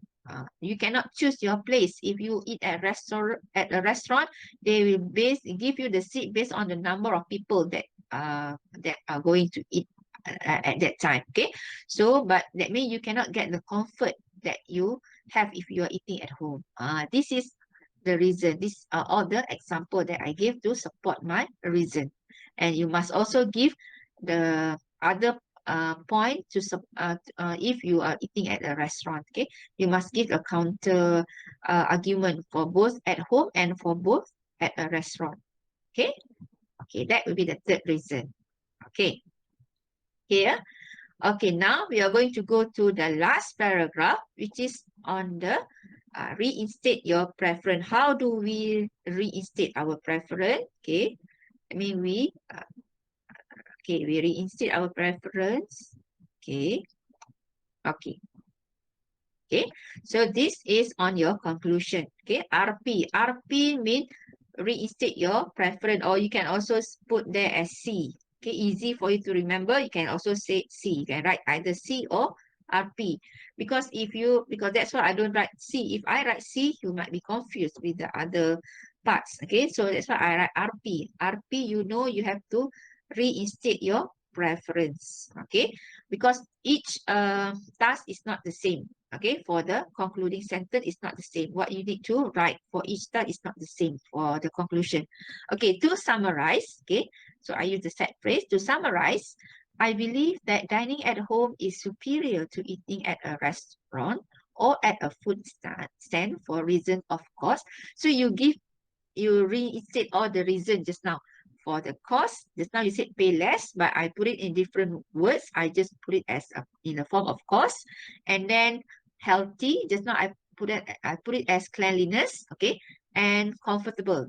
So you bring back all the reason here. You reinstate the reason here, okay, and then your concluding sentence, your preference, you will reinstate here. Although I enjoy eating it out once in a while and usually do it once a week, I could not do it every day.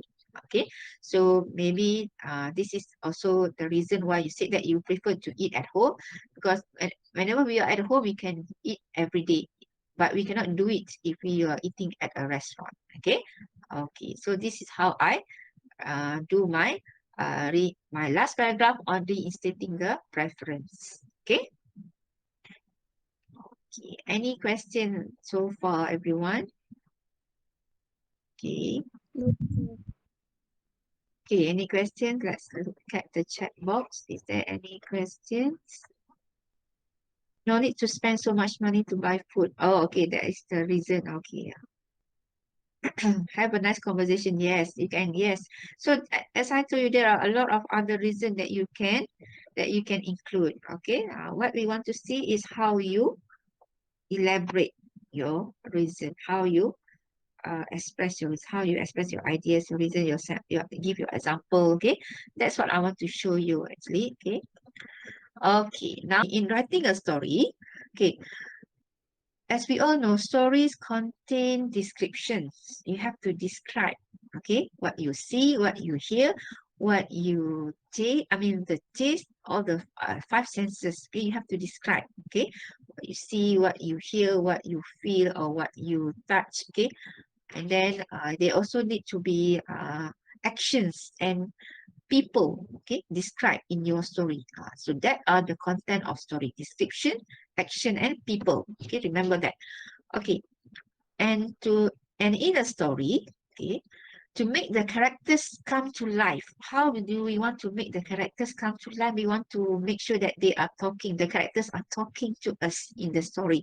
So you need to write what they say or think and describe how they feel. Okay, so how do we do that? Okay, so there are a few things that you can do so that you see that you have that in your story. Okay, how to make the characters talking in the story, how to make the characters say or think, okay, and how to describe how they feel, okay. So with that, we are going to go to this, okay. So in a story, how do we describe the characters, okay? How do we describe the characters? Okay, you can use, okay, verbs, okay? You can use adjectives, okay? You can also use adverbs, okay? Actually, all this you can find in your textbook, okay? You can look at the chapter where you have the story. I'm not sure which chapter is that or which unit, but if you have a textbook with you, you can refer to, okay? So we describe the characters by using the verbs, okay, and by using adverbs. How did she sing? She sing very beautifully. How did she walk? She walked very slowly. So adverbs are all the words that end with ly. Okay, okay. So you can use adverb like told happily, shouted angrily, slept soundly. Okay, all these are adverb, and then you can also use adjective to describe the character. Okay, or to describe the things and all that. Okay, so all these should be present in your story. Okay, okay. Now let us look at the adjectives. Okay. Okay, these are the some example of adjective. Okay, that describe feelings. Okay, like astonished, bravely, calmly, cheerfully, confidently, confused. There are other examples of adjective. Okay, excited, frustrated. These are some example of adjective that you can use in your story. So it depends on how what the story you are telling. So if you are telling about a sad story or a good story, so you use the correct adjective to describe that feelings, okay, to describe the feeling. Okay, then now next we are going to look at, okay, just now if you remember, I did mention about how we want to bring the story to life. We want to bring your story to life, we have to use all the five senses: the sight, okay, the hearing, what do you see, what do you hear, what do you smell, what do you taste, and what do you touch, okay. All this you will write in the form of the verbs or adverbs, okay, or the activities that will involve all these senses, okay, in your descriptions, okay. You may not have all, but you try to include, if it fits your story, try to include all these senses, okay. How do you try to include, I mean, you try to have that sentences where you have all these activities on touching, hearing, smell, and so on, okay. Okay, next. Okay, let's say now, if you see this picture, okay, imagine you are on the beach, okay. Don't tell me you are in Langkawi right now, okay. Let's say you are on the beach in the summer, okay. Can you discuss the ideas, okay, for each of the five senses? Okay, I want to know, okay, what in terms of hearing, okay, what can you hear if you are at this place? What can you hear? Okay, what can you hear if you are at this place? What can you hear? Anyone? What can you hear if you are at, imagine you are at this place, okay? What can you hear if you are with your family or with your siblings? What can you hear? Okay, what can you hear? Panggil siapa ni? Okay, what can you hear? I think you have been to a beach, right, before. So normally, what do you hear if you are at the beach? Waves. Apa yang kamu dengar? Again? Waves. Sound of waves. Waves, yes, very good. Okay, you can hear the sound of waves splashing on the shore. Okay, and you maybe can also hear the birds or the people, I mean children. Okay, you can hear the children talking to each other or playing at the beach. Okay, that's also we can hear. Okay, the noise. Okay, the noise. People, okay, enjoying themselves at the beach. Okay, how about the sight? Okay, what can you see? What can you see here? The sight, I think sight is easy, right? You can see a lot of things, okay? What can you see here? Can somebody tell me what can you see here? Coconut trees. Yes, you can see coconut trees, okay? All the leaves are swaying, okay, from right to left. Okay, what else can you see other than coconut trees? The crystal clear skies. Very good. Crystal clear blue skies. I can see crystal clear blue skies. Okay. Now we are talking, I mean, we are going to describe the story. Okay. So you have to have a lot of descriptions. Okay. Crystal clear blue wave. Okay. Okay, coconut tree swaying from left to right. Okay, and you can also see the tables and the chairs, right, for people to lay down and enjoy the beach, and then the sun, the heat, and that all you can see. Okay, okay, and then smell. Okay, what can you smell if you are here? In terms of smell, what can you smell? Think. What can you smell? Imagine you are at the beach now. What can you smell? Yes, anyone? Smell. What can you smell? Maybe you can smell the Yes. seawater. Okay. Sometimes you can smell it the very strong smell of seawater, right? Okay. And then the aroma of coffee from the cafe at the beach. Okay. You can smell maybe the aroma uh, from the barbecue. Okay. Maybe some families are having barbecue. You can smell the aroma of the chicken. Okay, being uh cooked, okay, at the beach. Okay, aroma of the coffee from the cafe. Okay, so all these sense of all these five senses you should include in your story. Okay, so it depends on the story. Where is it the setting of your story? Okay, so and then how about the taste? Taste.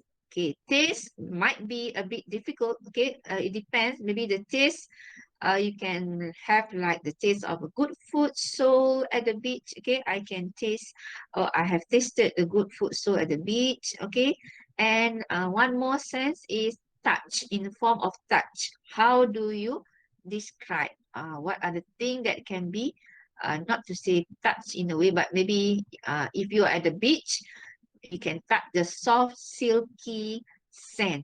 Soft, silky sand along the beach. Okay, so you can touch the soft, silky sand along the beach. I can touch the the the what the sea water. I can feel the sea water. Okay, I can the heat of the water and that is there under the sun and so on. Okay, so all these five senses, if possible, please include in your writing, in your story.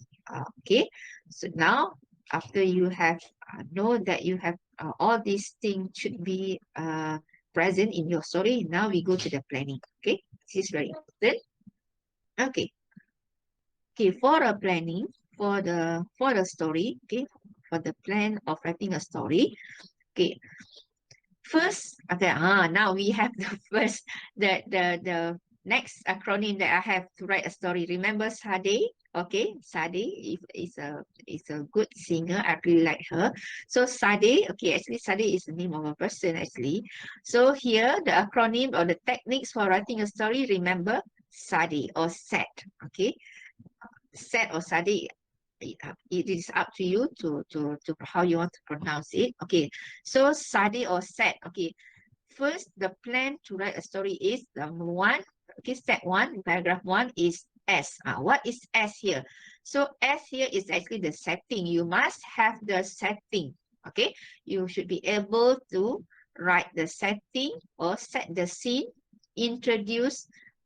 For when you set the scene, you have to introduce the main character here in the first paragraph. Okay, so set the scene by introducing the main character and explain the given sentence. You will see the question and you will know what I'm talking about. Okay, and the second step, okay, after S is in the other paragraphs. We have paragraphs 2 and 3, okay, where you can also write your actions and your description.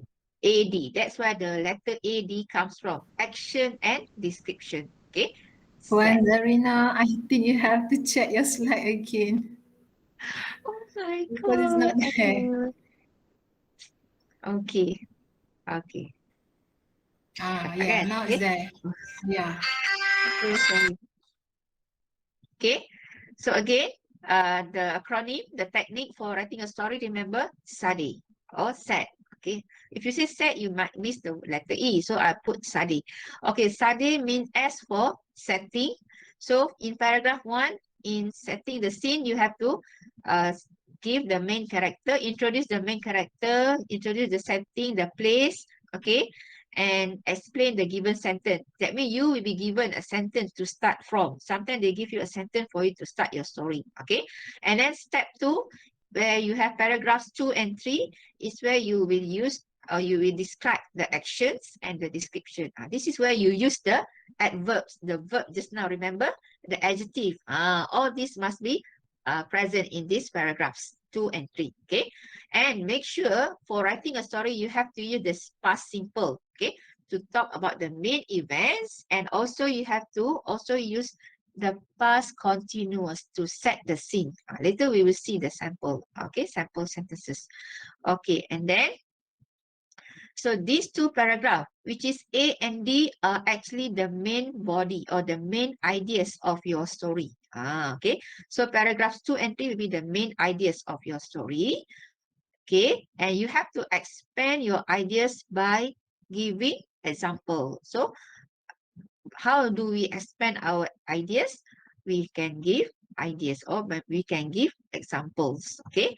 Then in paragraph 4 or the last paragraph is where you write your ending. Okay. It's where you write your ending or E. So that's where the letter E comes from. E stands for ending. So in the end, for a story, you have to explain how the main character feels. Okay, don't forget to do that.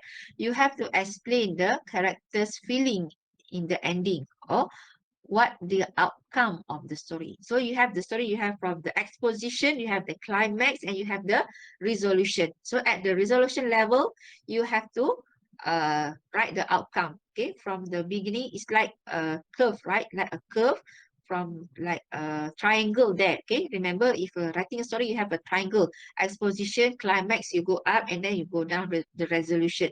So resolution, you write the outcome or how the character feel, okay, in that stage. Okay, so remember study for story. Okay, now let us look at the sample question for a story. Okay, this is a writing task for the story. Okay, so actually, I took this from your textbook. Okay, the question where you have to write. Okay, the question for you to write. Okay, so this is the question. You have seen this announcement in a new English language magazine for young people. Okay, so that is just the common statement. Can you write a story for our new magazine series? Okay, this is how they start the question. Your story must begin. Okay, so I underline the word begin because you have to use the given sentence here. You have to begin your story with this sentence. As Mark was about to throw away the old bottle, he saw that there was a piece of paper inside it. So this is the beginning sentence that you have to use when you want to start your story. Okay, so your story must include, okay, so that will be your S. Okay, remember I write there as S, so you can also write that in your practice question. Write there as S. Okay, practice question S mean the, what is S? What is S? Setting, kan? Setting. That means your setting of the paragraph. You have to introduce the main character. You have to introduce the place. Okay. Okay. Now, after S, now we go to AD. So AD is the action and description. This is your main idea. So your story must include, okay, remember you must include the message or a map. So either message or a map in the old bottle. Okay. And then, and there must also be an element of surprise or a surprise. So these two you must have in your story, and you must give what are the action and what are the description to describe these two. Okay. Okay, and last one, don't forget to write your ending. So E here, I forgot to put the letter E. E should be after the word surprise. Okay, at the bottom of the word surprise. So E is the ending, where you write the what the writers feel, what the characters feel, and what is the outcome. In the end, what happened? Okay, so we see the sample essay, the sample story, then you will know. Okay, you can see how it all goes. Okay, based on the planning. Okay, now. This is the sample, okay, the first paragraph, okay, sample story based on the story just now about Mark. Okay, remember, okay, this is the given sentence. You can see the given sentence here. That will be the first sentence that you will have to write. Okay, so this is your paragraph 1. So as Mark was about to throw away the old bottle, he saw that there was a piece of paper inside it. That is the given sentence. So after that given sentence, you have to mention the place, the setting. As, remember, as is the setting. So you have to explain the given sentence. Okay. So why? I mean, what happened? Okay. Why is it that Mark saw this? Okay. Uh, that there's a piece of paper inside it. Okay, so you give some setting to that. So he had just moved from America to a little town and was cleaning up after the previous tenant's rubbish. So that means this is the situation, this is the setting where Marx found the old bottle and he wants to throw it away because he found it, okay, in a house that he just moved in from America, and he was cleaning up the rubbish and he found the bottle. Okay, so you see not the connection that we have here with the given sentence. That's how we explain the given sentence.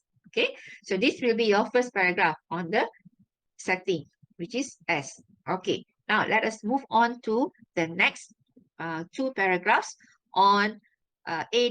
Okay, AD means action and descriptions. Okay, okay, this is paragraph 2.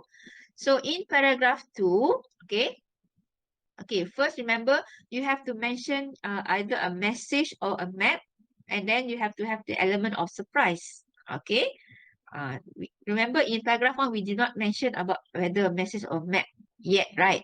Okay, here we will explain that. Okay, so here in paragraph 2 you will write the action and description of the given points.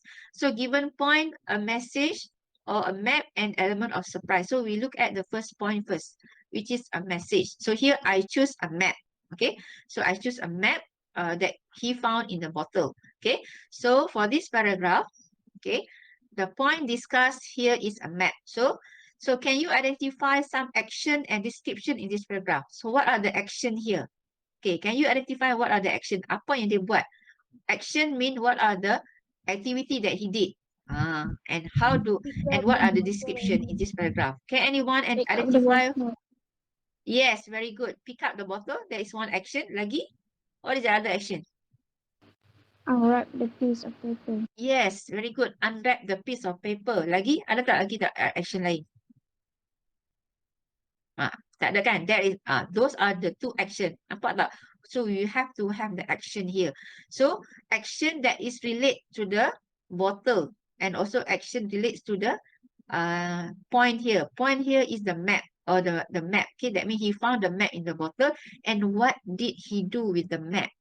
So first action, he pick up the bottle. Okay, first action, and carefully unwrap. Okay, another action, unwrap the piece of paper. Okay, so to his disbelief, okay, it was a map. Okay, so you have mentioned one of the point here, the map. Okay, then you describe the map too. What is inside the map? So here comes your description with a sketch of the back of the house. Here you describe the map they were moving into. So that is the description of the map. Okay, so maybe just now you want to describe the bottle, you can also describe I think the bottle is mentioned as the old bottle, right? So he picked up the old bottle and carefully unwrapped the piece of paper. Okay, and then he found the map with the sketch of the back of the house they were moving into. That's how the description of the map. Although, okay, ada lagi description as well as writing, okay, ada macam something, a message about a box holding item for a child. That's how you describe the map. See or not? You have the description, you have the action, okay, or the action, you pick up the bottle, you unwrap the piece of paper, and you have the description of that. So this is a paragraph where you have to include all the action and description based on the first point, which is the map. Okay. After this, we are going to look at the second point, which is the element of surprise. How do you give your action and how do you give your description for that element of surprise? Okay, the second point. Okay, let's look at that point. Okay, it's going to be a little bit lengthy here. Okay, because this is how we're going to have the description and also the action. Okay, now This is a sample answer for paragraph 3. Just like paragraph 2, here you will describe in detail the second point given in the task, which is the surprise. Okay, so kena masukkan all the points given in the question and also have to describe, give the action and description. Okay, now I want to ask, okay, what are the action here? Okay, what are the action? What are the action? What are the action? He heard your He name noticed. behind. Okay, action means this one he heard. He heard means it's not his action. This one is the form of the sensor. Just now remember the 5 senses I mentioned. You hear, what do you hear? So he heard his name being called. Okay, and then he notified. This one is the action. He notified to, that one is the action. He notified his parent and decided to look for the item. This is the action of, from the main character. Okay, he had the impression that something was yet to be revealed. Okay, there's no action. It's just the impression. Next one, he dug. Dug many holes. This is the action. He dug the hole in the back of his house in the heat of the day. So you describe. You describe where did he how did he dug his hole? And he dug his hole in the back of his house and under the heat of the sun, and then he located. This one is the action. He located the box. Okay, so all these are the action. Okay, notify, notified, dug. Okay, and the description. Okay, dug many holes in the back of his house in the heat of the day. So that is the description. And then he located the box. Okay, a silver ring and an old letter were found. This is the description, okay, of the thing that you found, okay, that he found in the back of his house. Okay, so you describe what kind of ring, silver ring. What kind of letter, old letter. So that is the description. Okay, you describe, you use the adjective to describe. Okay, were found in the box. Okay, he bravely opened. Okay, open. This is the action. How do you describe the verb? Open bravely. Nampak tak adverb tadi? Open bravely. Ly kan? So he bravely opened the letter and was taken aback. Okay, dia macam terkejut lah.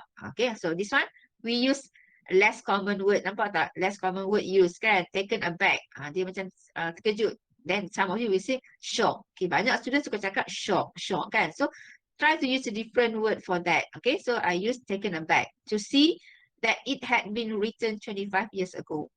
Okay, so here we have the element of hearing, the sense of hearing. Lagi ada lagi tak? So he dug. So he dug tu, that means touch lah. Okay, ada touch, ada hearing, and then ada what else?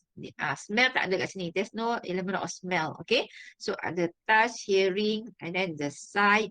Okay, all here. So taste will not. Okay, so that is not suitable to be used the word taste here. Okay, maybe later, maybe it was close to lunch. Maybe you can say that he tasted, okay, his mother's lunch. The taste of his mother's lunch was delicious or whatever. So you can also add there. Okay, for the taste. Okay, so this is paragraph 3 where we describe the second point, the element of surprise. Okay, nampak tak? So the element of surprise is what?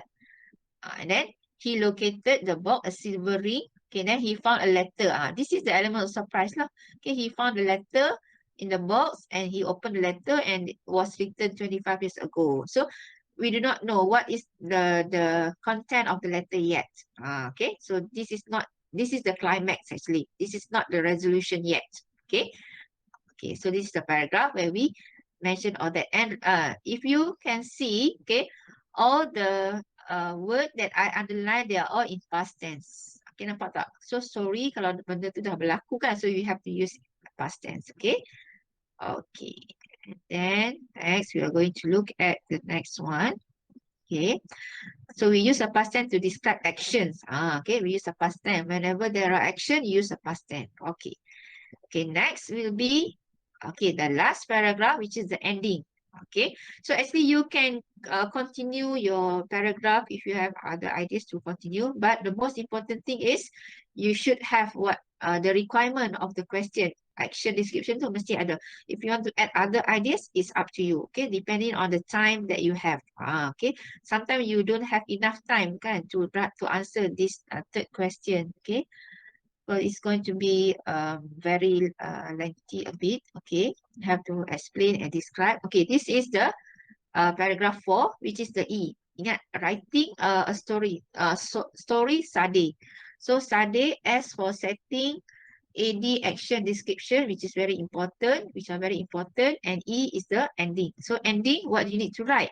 Okay, for the ending, the last paragraph, you have to write the resolution. Okay, so after you found the letter, what is actually the content of the letter or the result of the previous action or encounters? Okay, so what you write here in the next day. Okay, the next day, Mark decided to inform the previous tenant about the box after finding it and learning that, okay, it was his mother's ring.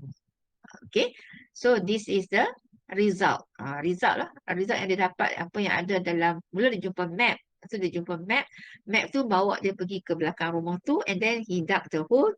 And then inside the hole, there's a box. So inside the box, there's a letter. And then there's in the letter saying that there's something inside the box. And then found the mother's ring. Nampak tak dia punya sequence of the story tu? Okay. So from the beginning of the story, from the time he found the bottle until he found that the box inside the ring inside the box belonged to his mother. So you have to explain, you have to give your actions, you have to give your descriptions, okay, using all the adjective, adverbs, and so on. Okay, that's how we write a story. Okay, and then that's how we can make the character come to life. Okay, and in the end, you have to remember, you have to write the character feeling. Okay, what is his feeling in the end? He is grateful that they found it. Or you can say he is grateful that he found it. Okay, maybe there's a mistake, there's an error there. He is grateful that he found it, not they found it. Okay, okay, or maybe they are grateful that they found it, or he is grateful that he found it. Okay, okay, so that is how we come up with the ending of the story. Okay. Okay, so new with our next task, which is on writing a review. Okay, writing a review. It can be reviewing a movie, reviewing a restaurant, reviewing a shop. Okay, it can be any reviews. Okay, hold on. Okay, so reviews are article about something that you have experienced. Okay, so actually when you write a review, you are giving your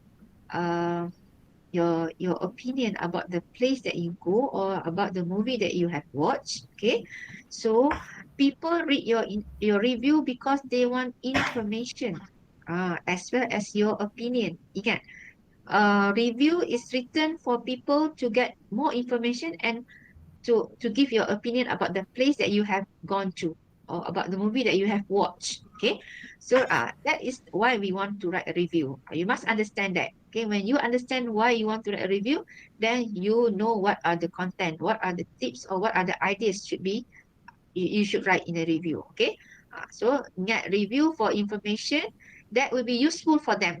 Okay, that will be useful. Do not write information that you put all the information but it's not useful for people.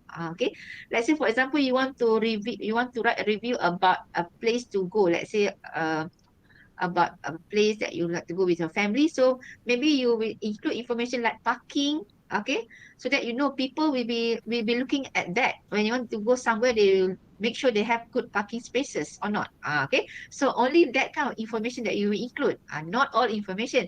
And then one more thing is about the food. Okay, maybe the place you want to include your review about the food. Okay, so maybe that means not all information can be included in your review. Same thing goes for a movie. So you want to review a movie, you only put maybe the main character, maybe the characters, and then what are the element of surprise, what is the genre of the movie. Okay, not all information should be included in the review. Okay, so please ensure to describe and create a picture of it in your reader's mind. Okay, you should describe it by including only the necessary detail, for a good review to be read by people Okay, sometimes we see review about a hotel. Maybe you have been to a hotel and you want to write a review so that other people who wants to go to that place, they have some ideas. They will consider of whether to go or not to go. Okay, so that is what a review is. Okay. Okay, for a review, okay, I have another acronym for a review. Okay, so many, how many techniques we have learned today? How many acronyms we have learned from the beginning? Okay, okay, what do you remember for part one? Siapa ingat part one? What are the acronym or the technique for part one? Okay, siapa boleh ingat part one memang? Okay, Guinness. okay, part two. TNC. Very good. Part three. Part three banyak ni. Part three artikel apa? PRRP. Okay, part three story. SADE. Sadin. Tak banyak. Baru 5 je kan? Okay. So, only five acronym. So, this one, review. Review ni kena panjang sikit lah sebab dia ada recommendation semua kan. So, T juga. T lagi. T, title. Here, review, T, you can write TI lah. So, TI senang. Title taklah confuse dengan part 2. Part 2 because TO is topic. Okay. So, TI for title is review. Okay. Title for the review. And then step 2, NL. What is NL? NL is actually the notes. Okay, let's say for example, you are going to introduce, okay, the place. So you have to mention the name and the location. So NL stand for name and location. So in your question paper, please write NL, and then write N name, L for location. So you have to mention that, okay, in paragraph 1 in a review. Okay, and then step 3 in paragraphs 2 to 4, okay, or 2 to 3 is NS. Apa itu NS? Okay, so here you will explain your main ideas. Okay, main ideas, and then you have to and here is actually refer to notes. Okay, and here refer to notes. Notes. So here in paragraph 2 to 4, you explain your main ideas. Okay, and you have to support your ideas with examples. Okay, so take note, tulis kat situ. And notes mesti ada example. Okay, ideas, example, and then you have to also use the adjectives. Okay. Dalam review pun kena ada adjective juga sebab dia nak bagi, you have to make people picture it in their mind. Okay, so have to use adjective and also adverbs to describe the place or the thing. Okay, so notes mesti ada ideas, mesti ada example, adjective, adverbs. Okay, to describe the place and so to describe the thing that you are reviewing. Okay, so that is paragraph 2 to 4. Okay, the last step, which is paragraph 5, is where you write your, ni lain sikit. Kalau review, dia memang lain. Dia macam dengan report juga. Dia kena ada recommendation. Okay, review and report, the last paragraph, you have to give your recommendation. Okay, why? Because you not recommend people. You want people to go to that place. So you have to give your recommendation. You want people to watch the movie. You have to give your recommendation. You want people to go to that place. You have to give your recommendation. Okay. So in paragraph 5, you will end your review by giving your recommendation and say if the place or the thing is suitable or not. So let's say you are reviewing a restaurant. Okay. So you have to give your recommendation whether people should go or should not go. Okay, so it can be a positive or it can be a negative recommendation. Okay, it is up to you. Okay, so remember for a review, you must remember T for title, NL name and location, NS is notes. Okay, or you just want to put N pun boleh ataupun, and the last one is R is the recommendation. Okay, R is recommendation. Okay, now let us look at the sample question. Okay. Okay, sample question for a review is this one. Okay. Okay. Then first I would like you to highlight. Okay, in your question, I think you have the question with you, right? Practice question. So please highlight and or indicate where is the title? Where should we put the title? Okay. Just indicate the title. Where is the title? Just like what we did just now in article, if I'm not mistaken. And then where is the name? Okay, where you should write the name. Okay, and the location. Okay, and also the notes. Okay, and also the notes. Okay, try to just think of where you can put all this. Okay, title, names, location, and the notes. Okay, notes tu apa yang kamu nak kena explain lah. Okay, all the notes. Okay, there are 3 notes there. Okay, 3 notes. Note 1, note 2, note 3. Which one is note 1? Which one is note 2? Which one is note 3? So this is going back to the time where we did part 1. Nampak dia punya soalan tu dia macam part 1 tadi. They just all in one sentence. Okay, they don't do it in point form. Okay. And also the recommendation. Maybe below that word you just write where is R. Okay. Okay. Okay. So I hope you have done that. Okay. Now let's look at okay, whether your indication or your highlighted point just now is correct or not. Okay. Not to worry whether it is correct or not. Just want you to learn something. Okay. Yeah. These are the things that you should be highlighted to indicate the acronym T and L and SR. Okay. So T is the title, which is the summer camp for teenagers. Okay. So they are going to review the summer camp. Okay. For teenagers. Okay. Okay. Now, name and location. So name and location will be after the sentence, after the word teenagers. So that will be the place where you will include the name and location. And then the notes. Okay, remember the notes. Your review should include information about the place. So the place is note number 1. Okay, about the place. Tadi name, nama tempat dengan location dia. Now is we want to give a review about the place. Different tau. It's not the same. Okay. So note 1 is the place. Food is note number 2. Okay. And what you can do there. This is the activities that you can do. This will be note number 3. Nampak tak? This is more or less the same like part 1 punya question. Okay. Place, food, and what you can do there. Okay. And lastly is your recommendation. So you can write R at the end of that sentence. Okay. Okay. So the best reviews will be published in next month's magazine. Okay. That one is your question. Now let's look at the sample answer to this question. Okay. For each paragraph. Okay. For each planning. For each plan.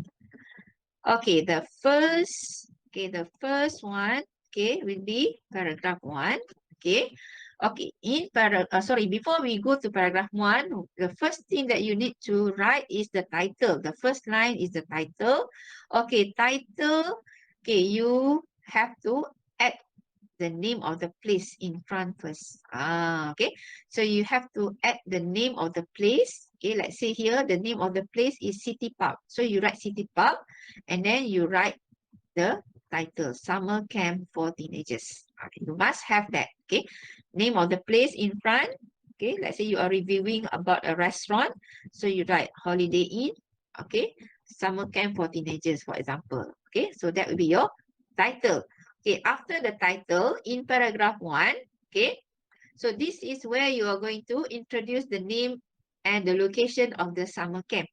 Okay, so how do you write paragraph 1? Okay, let's look at how do I write for the name and the location in paragraph 1. Okay, would you enjoy? You can start by giving in the form of question. Boleh juga buat dalam bentuk soalan. Okay, so would you enjoy staying in a natural place that will wake you up with the chirping of birds and crickets in the wee hours? Okay, review the way you describe it. It is like writing a story juga. Okay, you have to have like something that people can picture it in their mind. Okay, so the chirping of birds and crickets in the wee hours. Okay, so nampak tak wee hours? That means is a less common word to use. Okay, actually the meaning is in the morning lah. Okay, in the early morning. So I put it as wee hours.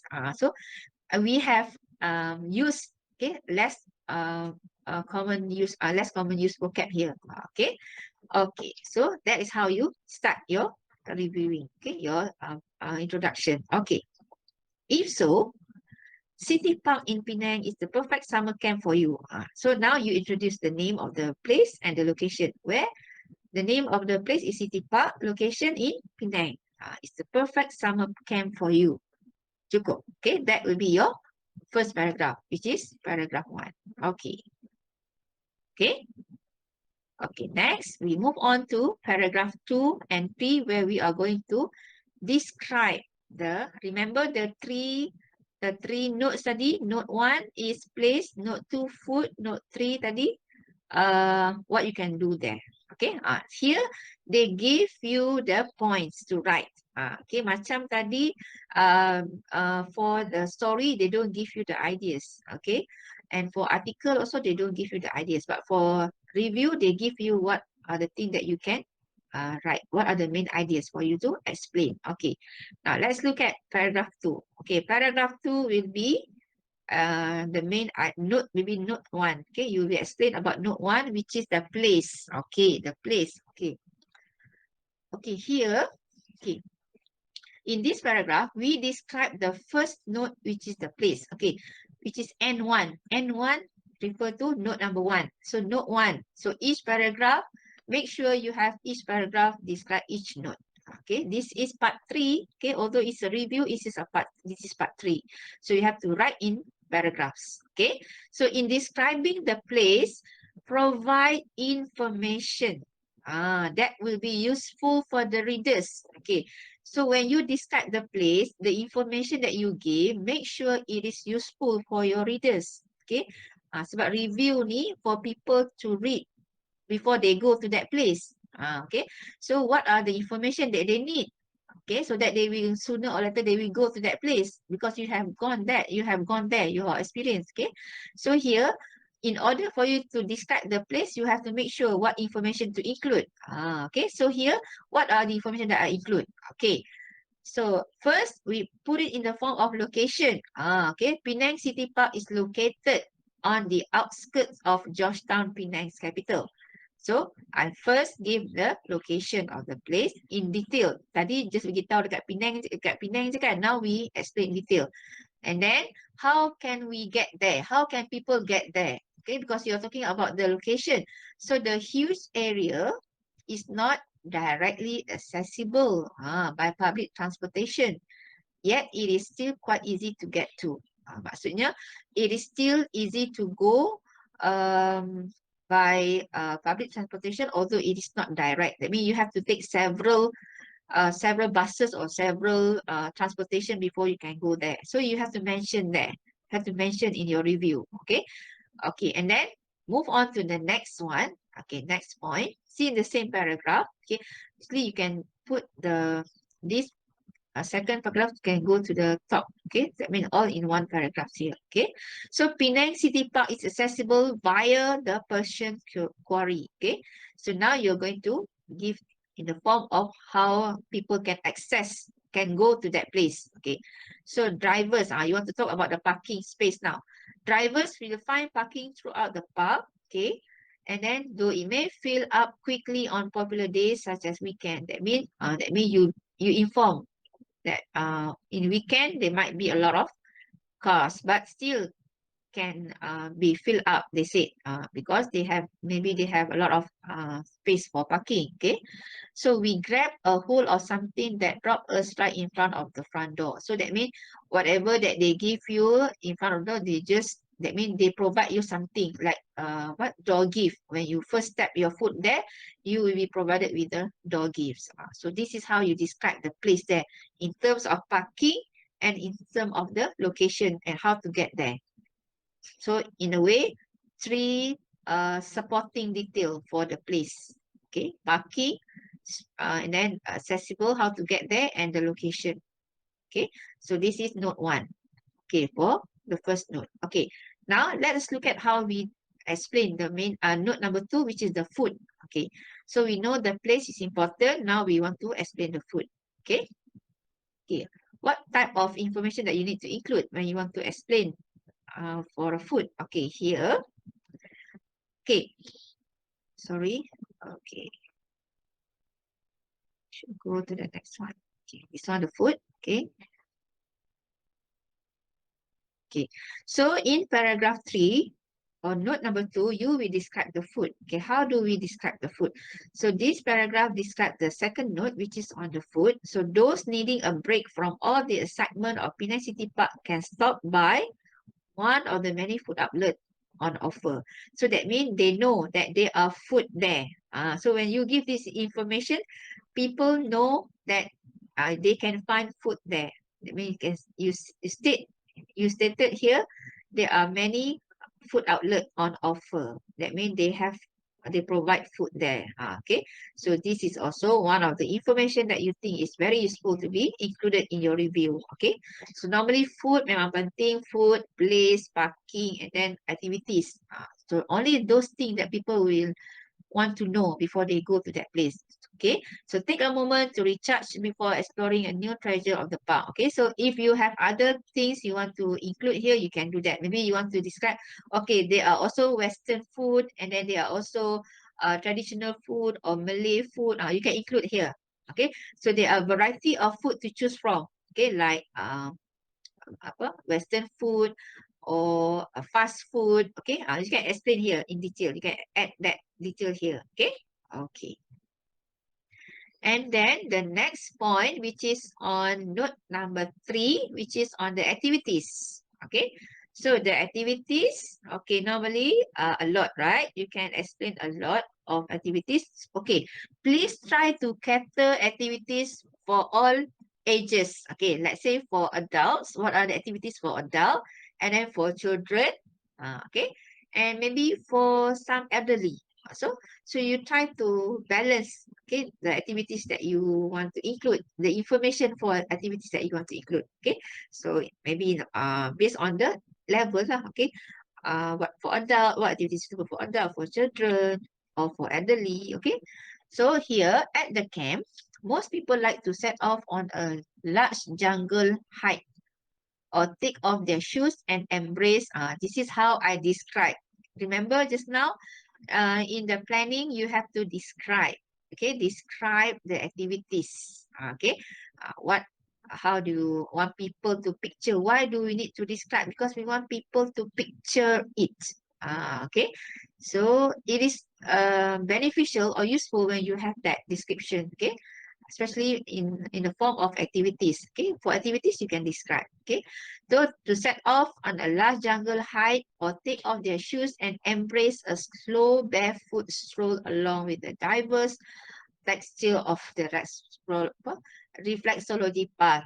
This one. So you can, maybe if you want, this is a very long sentence. Okay, if you want to just say that, okay, people can enjoy, okay, the lush greenery jungle, okay, or they can also take off their shoes and take a slow walk, okay, along the reflexology path. Okay, you can also do that. Okay, this is just to give you ideas on how you can describe. Okay, that means you can describe, you can use this, okay, to describe in your review. Okay, just like you do in your story. Okay, and then kids looking for it a bit more thrill can make their way to the park. Ni kita nak bagi in the form of kids pula. Okay, what are the activities that are suitable for the kids? Okay, so kids looking for a bit more thrill can make their way to the park skating ring. Okay, they have skating ring or show off their skill by facing off in a challenging game or giant chess with a twist. Okay, so here you give activities for adults and for children. Okay, so you see or not, okay, how we provide the information for the readers. So imagine that people who read this, they will have some ideas about the place that you have had the experience.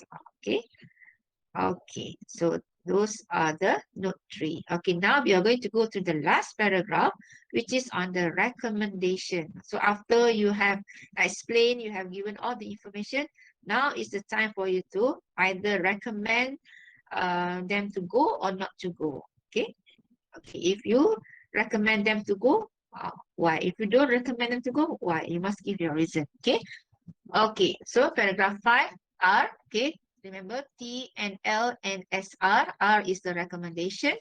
Okay, whether you are seeking a relaxing experience or a journey packed with exciting activities. Okay, okay, I hope you have the slide with you. Okay, okay, the Penang City Park can accommodate everyone. Okay, so that means you just give some sentence to support your your explanation about the information just now, okay, Penang City Park can accommodate everyone. That means every level, for kids, for children, for adults, okay, for children, okay, proving that it deserves a spot high up on your summer camp activities. So this one is actually for summer camp. So although summer camp not only for children, it can also be for adults, okay. So I definitely, okay, recommend this place for those who are seeking a whole new experience and ideas for their camping activities. So in the end, you write your recommendation. This is the sentence where you give your recommendation. So you recommend this place for those who are seeking a whole new experience and ideas. So you must also give the reason why you recommend this place. Okay, so you said you recommend this place because this is for people who want to seek new experience or ideas for their camping activities. Okay, so this is how we write our recommendation or the last paragraph. Okay, so it can either be suitable or not suitable for the readers. Okay, so whatever it is, you must give your reason whether you recommend or you do not recommend. Okay, so this is the ideas on how to write the recommendation and how to write the review about a place to go. Okay, so if it is a movie, okay, if it is a movie, it's the same thing. Okay, the same thing. Just remember, you need to have first. Remember the title. What is the title of the movie? And then NL, no, name and so name here maybe the name of the movie. Okay, and then the location. Maybe location you have to have the where you can find. The setting of the movie or the genre of the movie. Okay, so if it's a movie, maybe you have to adjust your technique here a bit. Okay, but the flow of your reviewing should be the same. Okay, so notes. Okay, normally they'll give you the notes, so you have to make sure you adhere to the notes given. Maybe they want you to describe on the genre or on the themes, okay, on the characters. So you have to follow that. You have to describe that, okay. And then lastly, you have to give your recommendation, okay.